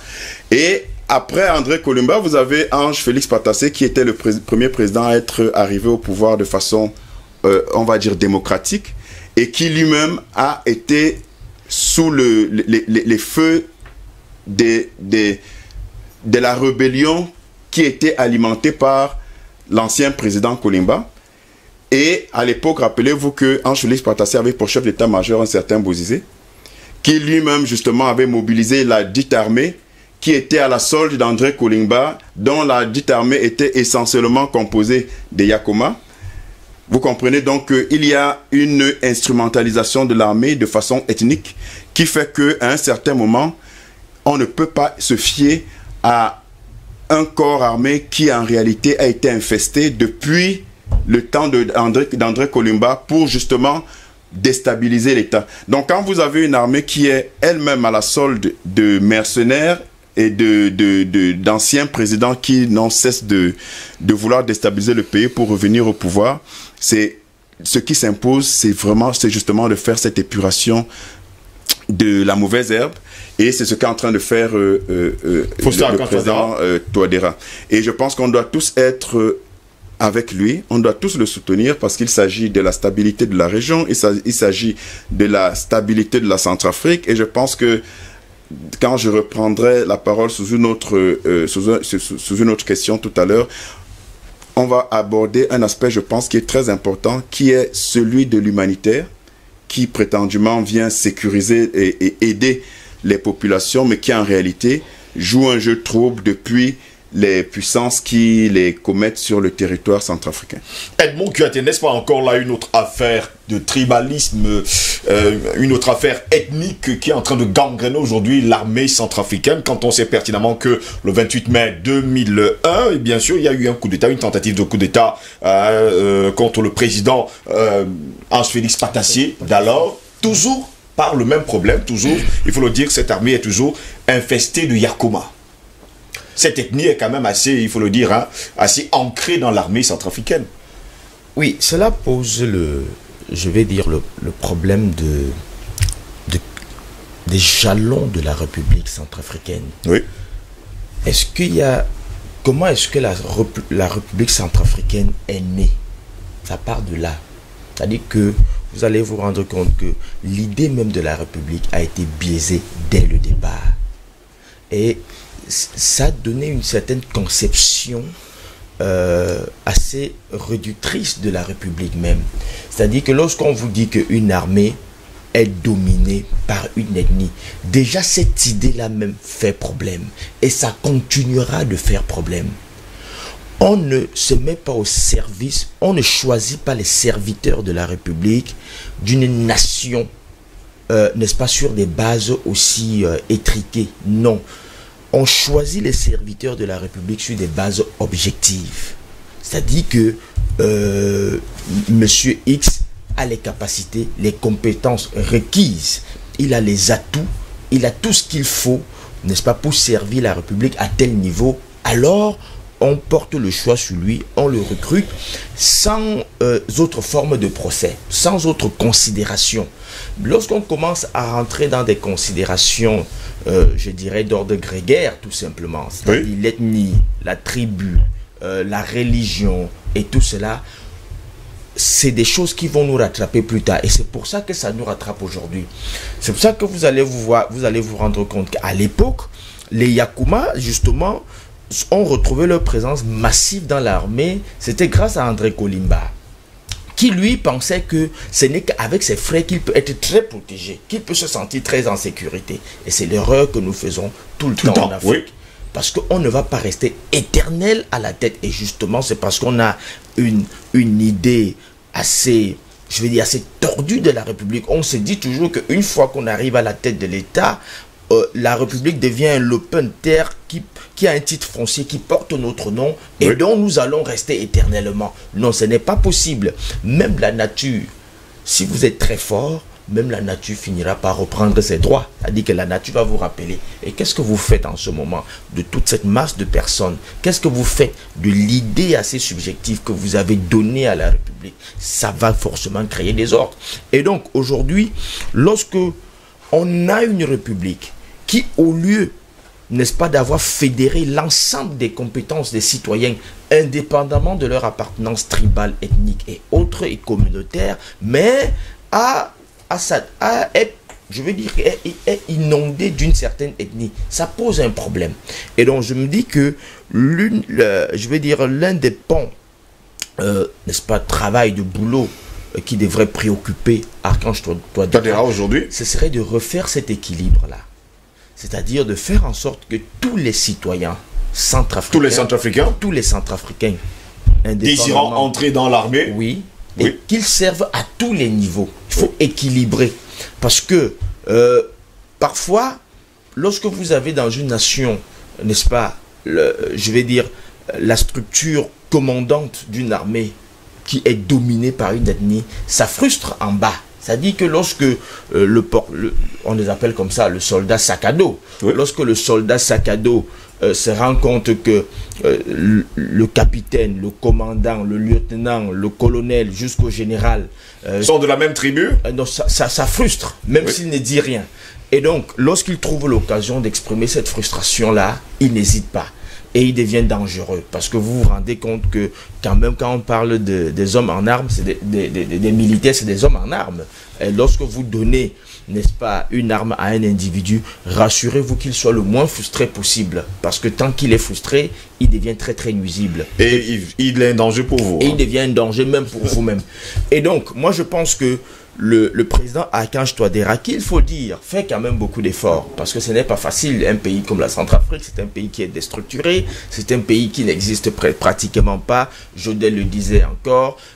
Son autorité ne s'étend pas au-delà de Bangui. Et donc, et c'est un pays qui est plus vaste que le Cameroun, ça il faut le dire. Très vaste. Et donc, lorsque vous avez un pays qui fait près d'1,30 million, n'est-ce pas, kilomètres carrés, et 630. 1 million 630. Non, 600, environ 630 km². 630, 640 000 km². Alors, lorsque vous avez... C'est le Tchad qui est un peu plus grand. C'est le Tchad. Parce qu'il y a la partie des... C'est le Tchad. Et donc, oui. Donc, lorsque vous avez un pays qui fait 630 000 km², ça dit ça dépasse le Cameroun, parce que le Cameroun, c'est 475 000 km². Lorsque vous avez un pays de cette magnitude-là, et que vous ne contrôlez même pas la moitié, je dirais même pas les 3/4, parce que Bangui en réalité c'est quoi? C'est la petite ville de Bangui, et puis le reste c'est des petits morceaux contrôlés par des seigneurs de guerre, que justement les chefs rebelles, oui, et qui ont installé leur, n'est-ce pas, leur gouvernement dans des petits territoires. Ils exploitent qui le diamant, qui l'or, qui... Il ne faut pas également oublier que Bozizé a appelé à une coalition de tous ces groupes armés contre Faustin Archange Touadéra. Ouais, il peut toujours le faire, mais c'est pour ça que je disais tout à l'heure que il faut que ce monsieur soit traqué. Parce qu'on ne peut pas comprendre que quelqu'un qui a servi au plus haut niveau, n'est-ce pas, de la République, soit celui qui veut perdre la République. On ne peut pas comprendre que les gens aient cette idée saugrenue de croire que sans eux, la République doit s'arrêter. Et ça, c'est l'esprit de monsieur Bozizé. Ça dit que pour lui, il ne conçoit pas, n'est-ce pas, sa citoyenneté en dehors de la présidence. S'il n'est pas président, il n'est plus citoyen centrafricain. Forcément, il faut renverser la Centrafrique. Non, de telles personnes, c'est des personnes dangereuses. Et nous disons, c'est cette idée-là assez barbare que la France a inoculée dans l'esprit de certaines personnes et qui font en sorte qu'aujourd'hui, des républiques sont en danger. Non, de tels citoyens, il faut mettre tous les moyens pour les traquer, pour les débusquer, pour les condamner et même les effacer. Moi, je suis un peu extrême, hein? Excusez-moi, mais je suis comme ça. Parce que lorsque des gens comme ça, imaginez-vous dans des guerres pareilles, mais vous ne savez pas ce que ça cause en termes de dégâts, c'est-à-dire sur le plan humain. Combien de personnes meurent? Chaque jour, on vous dit on a neutralisé 200 personnes, on a tué 600 personnes. Parfois, c'est des civils innocents, oui, qui ne demandaient qu'à vivre, qui ne demandaient que la paix de Dieu pour vivre. Mais ils se retrouvent en train de mourir parce qu'un individu croit que s'il n'est pas président, la République doit cesser de marcher.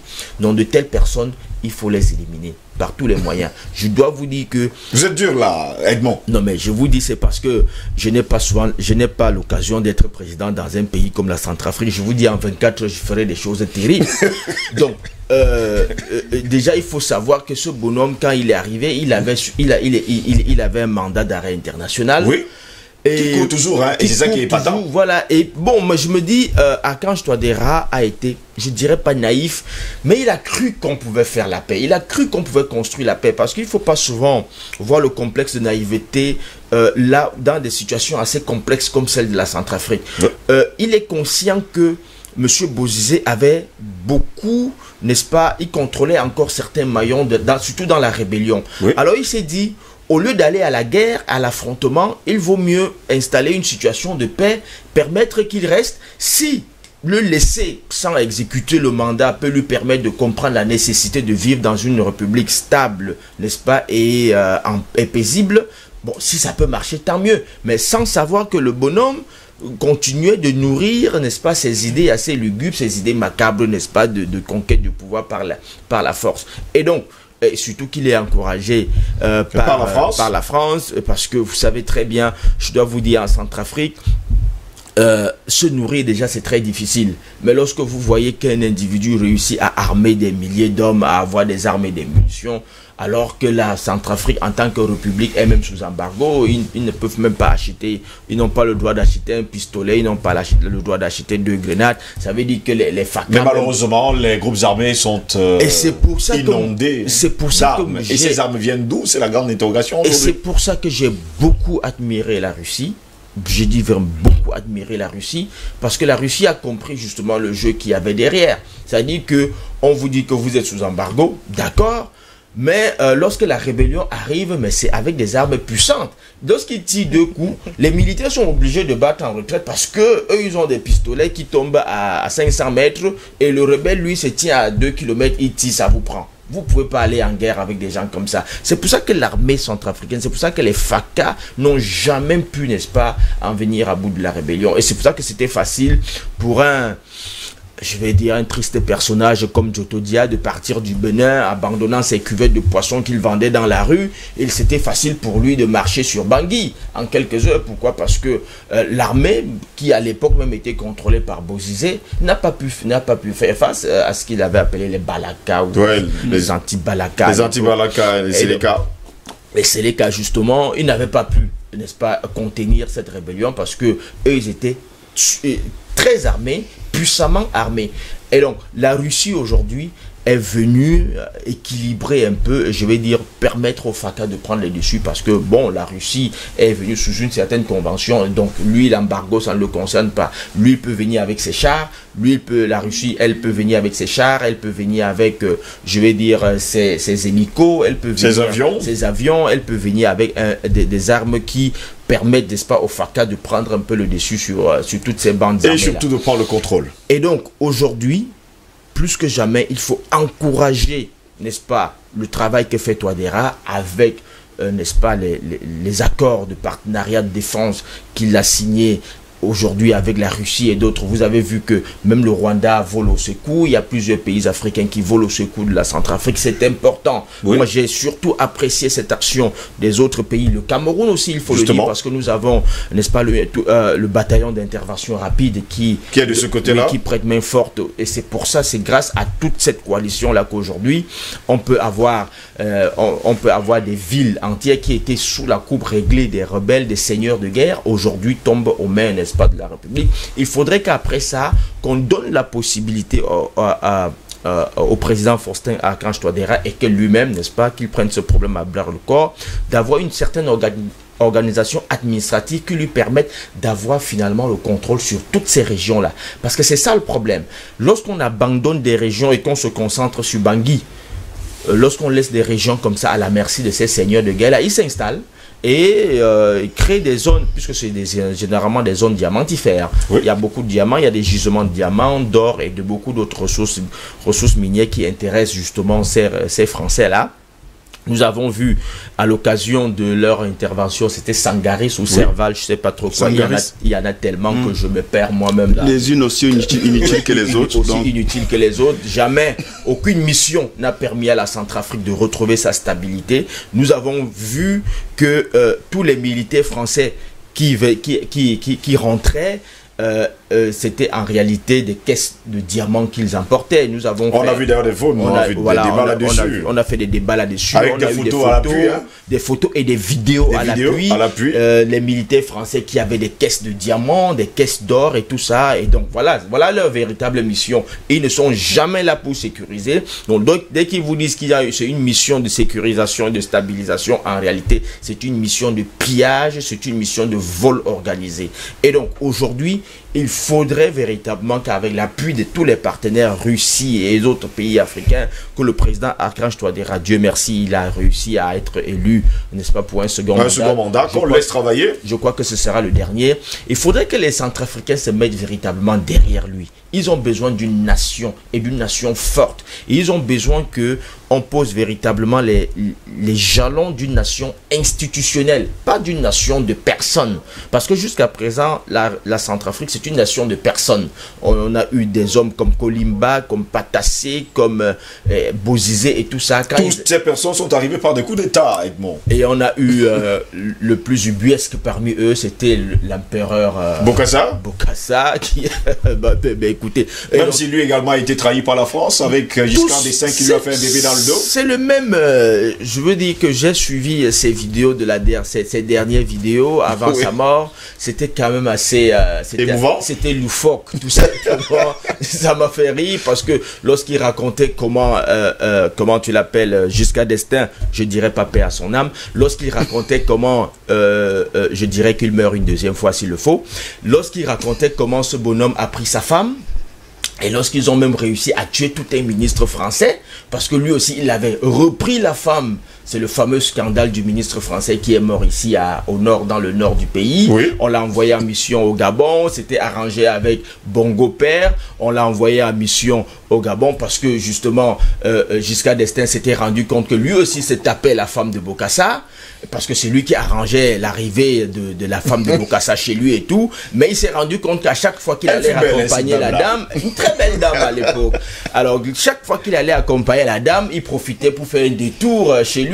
Et puis, lorsque Giscard d'Estaing s'en est rendu compte, il était tellement rouge de colère qu'il a organisé une mission en Afrique, passant par le Gabon. Et arrivé au Gabon, le président gabonais de l'époque, Bongo, un autre lugubre personnage, devait lui donner un avion pour une mission au Cameroun, au nord du Cameroun.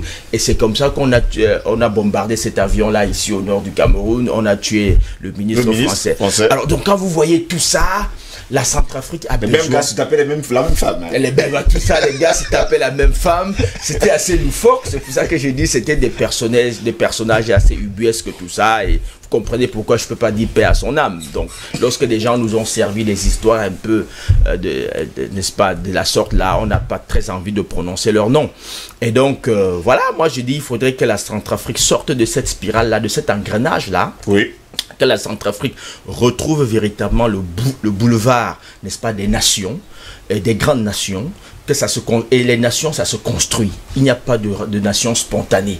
Toute nation se construit, pierre après pierre, oui. N'est-ce pas, et jusqu'à ce qu'on retrouve un bel édifice qui puisse, n'est-ce pas, contenir tous ces enfants. Jodel Caillot, on va pas se le cacher, hein. Il faut dire d'ailleurs que après le retour dans le maquis, en tout cas, de l'ancien président François Bozizé, le déclenchement justement des hostilités suite à l'invalidation de sa candidature à l'élection présidentielle du 27 décembre dernier, on va pas dire que on a l'impression aujourd'hui que c'est la main cachée de la France qui est à l'œuvre au cœur même de la Centrafrique, car elle a besoin de retrouver, il faut le dire ainsi, ses marques dans ce pays-là, car elle a déclaré haut et fort déjà que la Russie était une force d'occupation. Et en ce moment, je me posais la question, la France, c'est quoi? Le fauteur de troubles. En fait, comme j'ai dit tout à l'heure, il y a une grosse théâtralisation de cette étape. Oui. Parce que, disons-le, c'est une étape que la SC est en train de vivre. Hein. Tout ça va contribuer à construire, si on a la volonté, cette nation-là. Mais je voudrais dire que la France a trouvé bon client.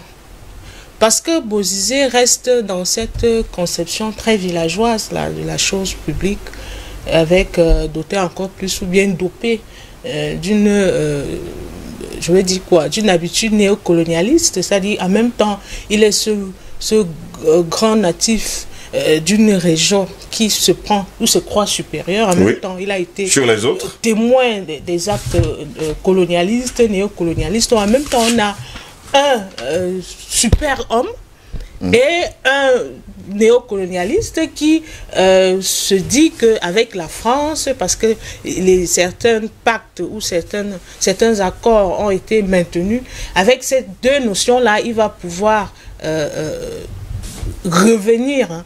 Mais c'est être très naïf et très idiot parce que, il y a deux critères qui sont à sa défaveur. Son passé en tant que président, qui n'est pas très alléchant, très élogieux, et aussi son âge. Il devrait comprendre que tout cela n'est que manipulation, parce que moi je suis persuadé que si Bozizé réussirait, parce que je préfère rester dans le conditionnel, pour ne même pas dessiner le diable au mur. À ce lycée-là, il n'aurait même pas fait 2 jours. On aurait trouvé un autre subterfuge pour trouver une autre personne, etc. Donc, parce que c'est quelqu'un qui maîtrise cette manière de procéder-là, que la France l'utilise. Je ne suis pas sûr que les autres auront eu ce même CV-là, ce même background. Il est plus facile pour lui. Après son exil, je crois, il a été en collaboration pendant très longtemps avec ces Français-là. Donc, il est rentré pour mettre pour créer cette design-là. Parce que le refus n'était pas... Parce que Bozizé veut faire croire que c'était un crime de lèse-majesté ou bien c'était quelque chose d'extraordinaire qui ne soit pas... Mais la Cour constitutionnelle a donné les motifs du rejet de sa candidature. Ce n'était pas... C'est comme si un ex-prisonnier s'en va être candidat pour quelque chose qui engage la nation. Quand on a été prisonnier, je crois qu'il y a certains postes qu'on ne devrait même plus pouvoir. C'est-à-dire qu'il est venu là avec un plan d'action bien huilé, bien ficelé. À lui seul ne pouvait pas mener parce que nous ne le cachons pas. C'est pas son départ du pouvoir ne lui a pas laissé le temps d'avoir un certain acquis financier, même si on le dit, mais de là à mobiliser, à armer les individus, je ne pense pas qu'il puisse le faire lui seul. Il n'a pas, c'est pas quelqu'un qui a accumulé beaucoup de richesses pour dire qu'ils sont à même de subvenir à tous ces besoins-là. Donc c'est quelqu'un qui est manipulé. Et je pense qu'il ne l'est. Je comprends pas, Jodel Caillou, comment quelqu'un comme François Bozizé, qui a été président de la République, peut se comporter ainsi. C'est un ex-président, il devrait normalement se comporter comme quelqu'un qui a géré une nation. On va également se rappeler que Faustin Archange Touadéra a pris des dispositions pour tous les anciens présidents. Ils ont une maison, ils ont de l'argent à la fin du mois, ils ont une garde. Comment est-ce qu'un président, un ex-président se comporte de cette façon? Devenir rebelle, de quitter justement sa maison qu'on lui a accordée et de rentrer en bourse? Parce qu'il a la conception villageoise du pouvoir. C'est-à-dire qu'on est chef, on le reste jusqu'à sa mort. Ça, c'est l'un des problèmes des dirigeants. Pas des Africains, parce que tous les Africains ne sont pas comme ça. Est comme ça. C'est pas c'est la conception villageoise et c'est-à-dire, quand je dis néo-conception, parce qu'il accorde du crédit à la France. Il laisse manipuler par la France. Donc, lui, il est président jusqu'à la mort. Et il le sera par tous les moyens, quitte à sacrifier les vies, quitte à sacrifier l'économie, quitte à sacrifier même le futur, parce que créer ces accords sournois avec des puissances pareilles, embrigade le pays pendant très longtemps. Vous savez que c'est des compromissions, c'est des non-dits, et vous voyez, même s'il est là, il n'aura pas une certaine facilité ou bien une certaine liberté à faire certaines choses. Je ne voudrais pas dire que c'est un président naïf ou peut-être idiot, parce que c'est mon père, dans une certaine mesure, mais c'est quelqu'un qui est animé par la vengeance, qui n'a pas avalé son départ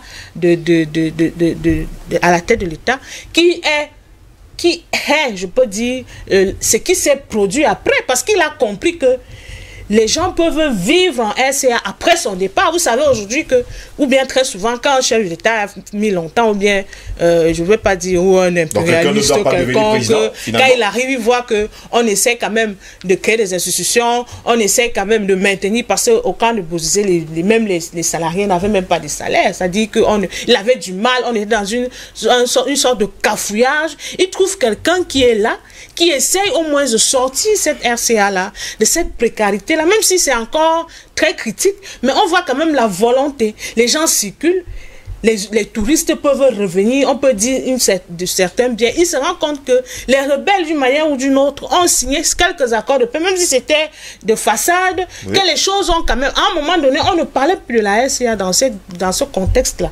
Et lui, il se dit... moi, j'ai contribué à construire quelque chose. Pourquoi je suis autant ou très rapidement oublié? Et je crois que dans cette conception, j'insiste toujours, très villageoise, de la chose vient dire que je suis là, j'existe, et c'est ma chose. La RCA, n'importe quel pays de la Terre n'appartient à un individu. Personne, à aucun individu. La RCA appartient aux Centrafricains. Donc, il faudrait que les gens, et même les gens qui sont derrière lui, comprennent qu'il mourra, et la RCA va rester. Donc il ne faudrait pas que pour des raisons très égoïstes, ultra narcissiques, une quelconque personne qui a eu le temps d'implémenter ce qu'il voulait. Je crois qu'on a été président, on n'a pas besoin de 50 mandats. Et j'espère, comme l'a dit Edmond, qu'après 2 mandats, Touadéra va partir. Et si vous ne pouvez rien faire en 2 mandats, c'est pas au 3e mandat que vous allez faire grand chose. Donc il faudrait que les gens, et beaucoup plus les Centrafricains, parce qu'en dehors de cette guerre en termes de forces armées, en termes de pays qui interviennent, qui soutiennent, qui est derrière, etc. Il y a les Centrafricains qui devraient être les principaux acteurs de cette histoire-là. Et refuser aujourd'hui de se laisser berner par des personnes sur un peu d'argent, une arme, parce qu'on leur fait croire que la puissance, c'est les armes. Non, la puissance, c'est la matière grise. Et ils ont intérêt à maintenir cet état d'esprit parce que ça fait en sorte que les gens n'aillent pas à l'école. Toutes ces régions que vous voyez là en dehors de Bangui sont sous-scolarisées. Les gens ne vont pas à l'école, les gens n'ont pas d'emploi, et ça permet d'asseoir ce climat de guerre-là. Donc, il faut il faut que les Centrafricains disent non à Bozizé de manière claire. Parce que j'ai comme l'impression qu'il y a encore quelques hésitations là, il m'a mis dans l'armée, etc. Quand il n'était pas là, votre salaire passait quand même. Donc il faut comprendre quels sont les véritables enjeux et de laisser la RCA aux Centrafricains. Merci beaucoup, Jodel Caillou. On ne va pas également oublier de dire que Foussin Akas doit accorder 4 millions de francs CFA chaque fin du mois aux ex-présidents africains. 4 millions de francs CFA. Et même à leurs épouses. Et à leurs épouses également. J'ai suivi ils sont logés, ils sont nourris, ils ont des gardes du corps, ils ne payent pas l'eau, ils ne payent pas l'électricité. Mais pendant ce temps, on a quand même quelqu'un qui est dans le maquis. C'est pour ça que je disais qu'il ne faut pas frapper le président Touadéra d'un complexe de naïveté. Non, je pense que c'est quelqu'un qui est dans une dynamique de paix. Oui. Il pense que la paix est possible. Et je pense aussi comme lui. Et il pense qu'on ne peut véritablement construire une nation que dans cette dynamique de paix. Et c'est pour ça qu'il a pensé qu'il fallait d'abord mettre à l'aise, n'est-ce pas, tous les anciens, tous ses prédécesseurs, leur donner le minimum vital pour les débarrasser, n'est-ce pas, de ces velléités, n'est-ce pas, de maquisard. Je voulais ajouter quelque chose. Allons-y rapidement. Vous voyez un pays pauvre qui dote 4 millions tous les mois à des personnes. Vous voyez que c'est quand même une grosse concession qu'il a fait. Je pense que rien que pour cela, les Centrafricains ne devraient pas soutenir des personnes opportunistes comme Bozizé. Merci beaucoup. Paul est là, pourtant il y a beaucoup de nos téléspectateurs et d'Africains qui nous écrivent ce matin. Et pour eux, il devient impératif aujourd'hui que les constitutions africaines trouvent des sanctions contre la traîtrise. Pour eux, il faut que les constitutions africaines doivent aujourd'hui appliquer la peine de mort contre les traîtres. Et pour eux aujourd'hui, un cas comme Bozizé, il mérite tout simplement la peine de mort. Bon. c'est une possibilité, c'est une idée. C'est ce que les téléspectateurs nous disent ce matin. Alors, en tout cas, toute mesure forte qui permettrait de mettre fin à ce cycle infernal de guerriers opportunistes là serait le bienvenu. Serait la bienvenue toute mesure. Donc, repartons souvent à l'origine des choses. Oui. Quand vous prenez le premier dirigeant ce n'était pas encore le président de la République parce que ce n'était pas encore une République, mais quand vous prenez le premier dirigeant de la Centrafrique qui était Barthélemy Boganda, qui était un homme d'église, vous vous rappelez quand même, et on ne le dit pas souvent assez, parce que quand on parle de panafricaniste, et moi le premier, on oublie très souvent de citer Barthélemy Boganda. Parce que rappelez-vous qu'il est l'un des premiers en Afrique avant les indépendances à s'être battu vraiment corps et âme pour non seulement l'indépendance de son pays et de l'Afrique, mais également pour des idées panafricanistes fortes. Et rappelez-vous que c'est lui qui avait suggéré qu'il y ait une sorte qui militait pour qu'il y ait un regroupement des pays, notamment la Centrafrique, le Cameroun, le Gabon, je pense également la Guinée équatoriale. Il y avait 4 ou 5 pays pour lesquels il militait pour un regroupement. Oui. Et il estimait à juste titre, aujourd'hui on voit bien les conséquences néfastes de cette division-là, il plaidait et militait pour que ces pays soient un, parce que, estimait-il, nous serions trop faibles, divisés. Parce qu'on formerait des petits pays qui ne seraient pas finalement... C'est le cas aujourd'hui. Voilà, et c'est le cas aujourd'hui. Voilà. Et donc, il a milité et il avait des idées fortes. Il avait des idées contre l'impérialisme occidental. Et je vous rappelle qu'il est décédé après avoir été élu comme premier président de la Centrafrique. Il est décédé quelques jours, quelques semaines après, en 1959, de façon mystérieuse, dans un crash d'avion, de façon assez mystérieuse. Donc, allez comprendre. Et juste après, vous avez eu David Dacko, qui a été placé par les Français. Quand David Dacko n'a plus fait les affaires de la France, c'était autour de Bokassa.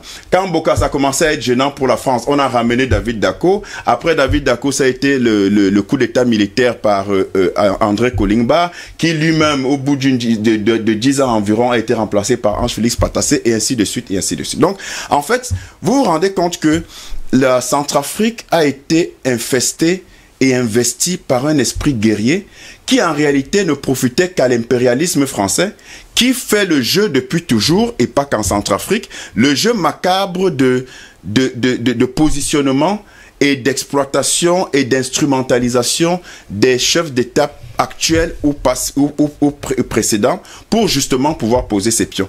Et je pars de là pour bien essayer de percevoir l'intérêt de la guerre. Parce que vous vous rendez compte que la Centrafrique, qui est un pays de plus de 630 000 km² et qui a à peine 5 millions d'habitants, n'arrive pas à nourrir ses populations, alors que je vous rappelle que la Centrafrique regorge d'uranium, la Centrafrique regorge de pétrole, on ne le dit pas assez, parce que souvent on ne le sait pas. Le potentiel du pétrole de la Centrafrique, c'est à peu près est estimé à 5 milliards de barils environ. Vous avez du diamant, ça évidemment, tout le monde le sait, on se rappelle de Giscard et du scandale des diamants. De la vous avez, rappelez-vous que la Centrafrique, avec le Cameroun, le Gabon et 2 ou 3 autres pays font partie, et le Congo notamment, les deux Congos font partie du bassin du Congo, qui est le deuxième massif forestier humide le plus important après la forêt d'Amazonie. Ça veut dire que en termes de richesse de la forêt, du bois et de tout le reste, la Centrafrique est un pays extrêmement riche. Mais c'est parce que la Centrafrique est riche de ce potentiel-là qu'il y a donc toutes ces guerres depuis le premier président, depuis le premier chef d'État Barthélemy Boganda jusqu'à aujourd'hui, que les impérialistes occidentaux et français en particulier tiennent absolument à déstabiliser, parce que c'est dans le chaos qu'on peut piller, c'est dans le chaos qu'on peut spolier. Donc, voilà la réalité de la Centrafrique. Aucun de ces pays occidentaux n'a intérêt, la France en tête, à ce que la République centrafricaine se pacifie. Mais si elle se pacifie, mais ça veut dire que on ne peut plus piller et spolier en toute impunité, on ne peut plus paupériser le peuple.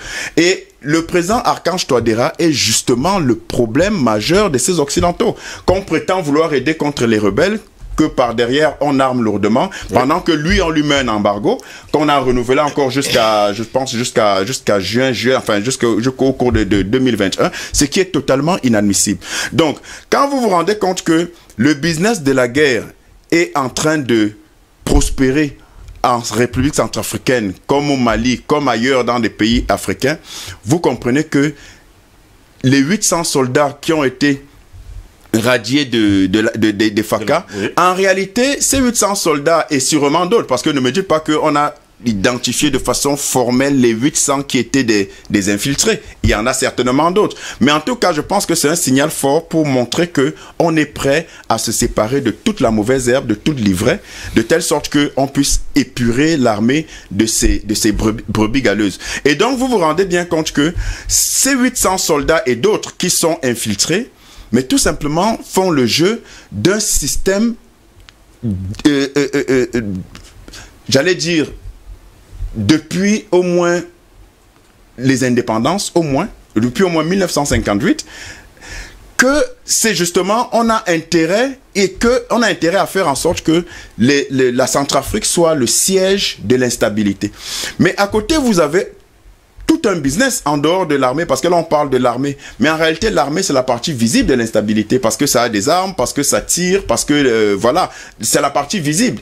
Et rappelez-vous que, comme je l'ai dit tout à l'heure, depuis au moins Bokassa, Jean Bédel Bokassa, il y a toujours eu l'instabilité militaire en République centrafricaine. Mais ça fait partie d'un business, puisque business plan. vous avez exactement, vous avez d'un côté, donc les militaires, c'est la partie visible, vous avez la MINUSCA, vous avez les FACA, vous avez l'intervention russe, vous avez, comme l'ont dit les autres, les groupes armés, vous avez les Africains, parmi lesquels les Camerounais qui interviennent. Ça, c'est la partie visible quand on parle d'instabilité.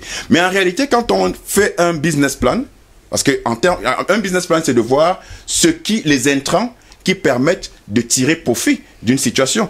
Et donc, les profits qu'on tire de la guerre, les pays occidentaux tirent de la guerre, sont énormes. Et vous vous rendez compte qu'en Centrafrique, les seules personnes qui prospèrent, ce sont les fonctionnaires internationaux, des organisations internationales, les fonctionnaires de toutes ces ONG. Aujourd'hui, la Centrafrique est prise en otage par l'occupation militaire et humanitaire. Aujourd'hui, la Centrafrique, en réalité, c'est le no man's land qui ne profite qu'aux organisations humanitaires. Vous vous rendez compte que là-bas, vous avez tout ce que vous avez comme personnes qui prospèrent, ce ne sont que les personnes, les hauts fonctionnaires de ces organisations-là. Et je vous rappelle que la MINUSCA, unique seulement, c'est 1 milliard de dollars. Ça, vous le savez. C'est 1 milliard de dollars par an. Ils ont voté entre juillet 2020 et juin 2021, 1 milliard de dollars par an. Alors, vous avez environ 14 000 hommes de la MINUSCA, donc venant de l'ONU, sur le sol centrafricain. Ce n'est pas pour rien. Ce n'est pas pour rien. Et vous avez toutes sortes d'ONG en Centrafrique. Vous avez de Save the Children, en passant par Solidarité Internationale, le HCR, Médecins Sans Frontières, ainsi de suite. Vous avez même des ONG qui sont spécialisées dans la vaccination des bœufs. Mais qu'est-ce que vous en avez à faire? Mais oui, Solidarité Internationale, allez regarder, ils sont spécialisés parce qu'ils vous expliquent que, voilà, les bœufs, c'est comme l'élevage, c'est quelque chose d'important, ainsi de suite. Mais ça fait les choux gras des ONG. Donc aujourd'hui, la Centrafrique, c'est un pays sous tutelle et totalement occupé par les ONG de façon abusive. Merci, messieurs. Terminons rapidement avec les messages de nos téléspectateurs, monsieur, puis on conclut cette édition. Bonjour, monsieur Ngos.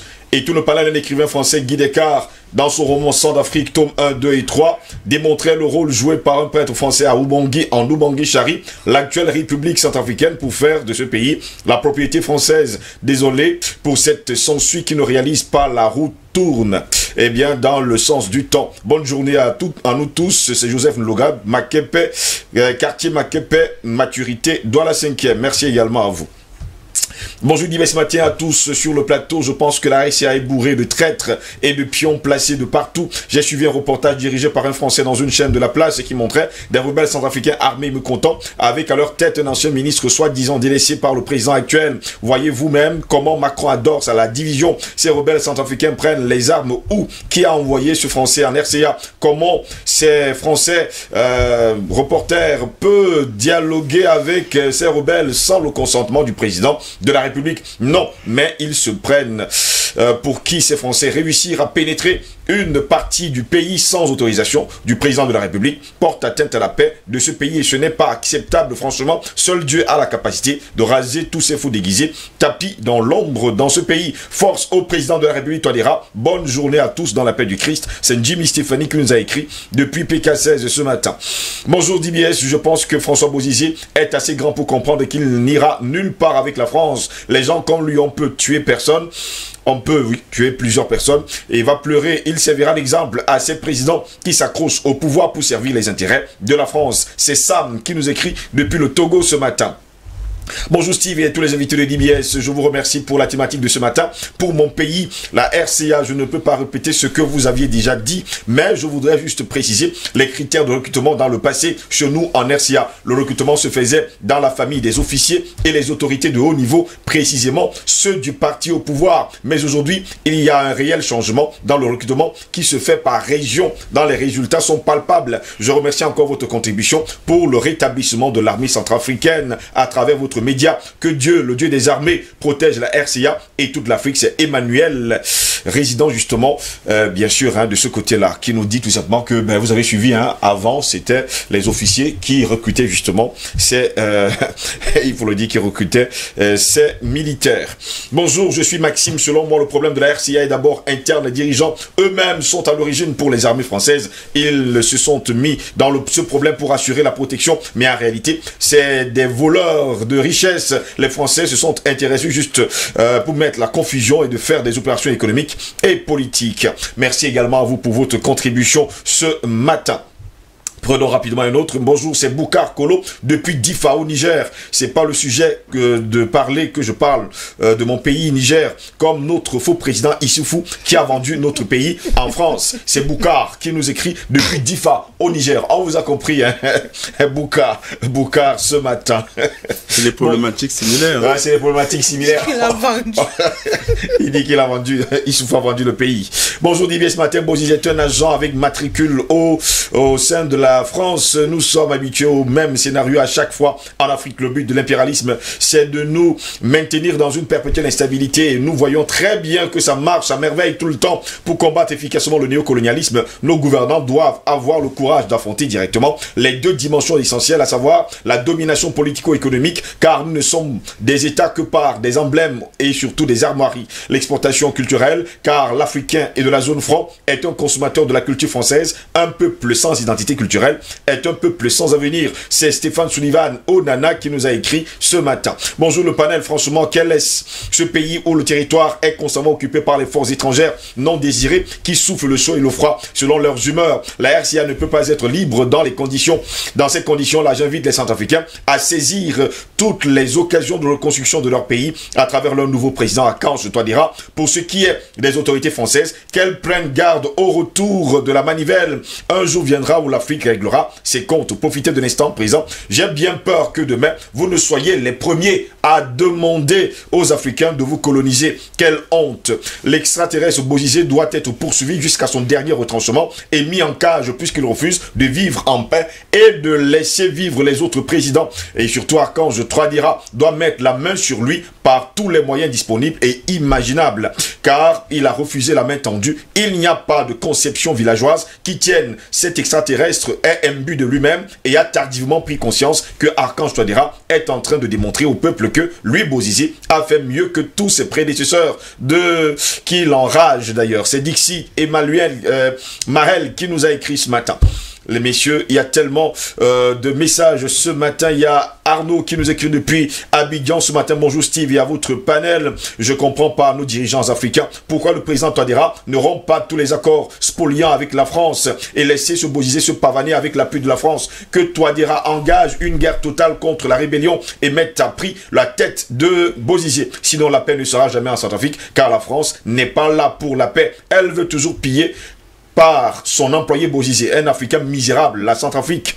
Que Touadéra soit ferme vis-à-vis de la France, je l'espère. Arnaud qui nous écrit depuis Abidjan en Côte d'Ivoire. Il s'interroge d'ailleurs. La France est un chien qui ne change jamais sa manière de s'asseoir. Qu'attendez-vous d'elle? Elle ne peut s'asseoir autrement. Messieurs, je vous dis merci d'avoir été là ce matin pour cette édition de DBS Matin. Il y a plusieurs messages qui nous ont été écrits, mais bon, on ne pourra pas les lire tous. Edmond Kati, merci d'avoir été là ce matin. C'est moi qui vous dis merci Steve, et j'espère que on se reverra. On se reverra forcément. Merci également à vous. Oui, on se reverra. On se reverra aussi. Paul Elam, merci également d'avoir été là ce matin. Merci, bonne journée et à très bientôt. À très bientôt, mesdames, messieurs. C'est ici que s'achève cette autre édition de DBS Matin, la 4e du genre, il faut le dire, de cette semaine. Eh bien, au plaisir de vous retrouver demain pour une nouvelle édition de DBS Matin. N'oubliez surtout pas, les guerres se succèdent, mais l'âme du soldat reste éternelle, déclarait Tupac Shakur. Bonne journée à toutes et à tous et à demain, s'il plaît à Dieu. Au revoir.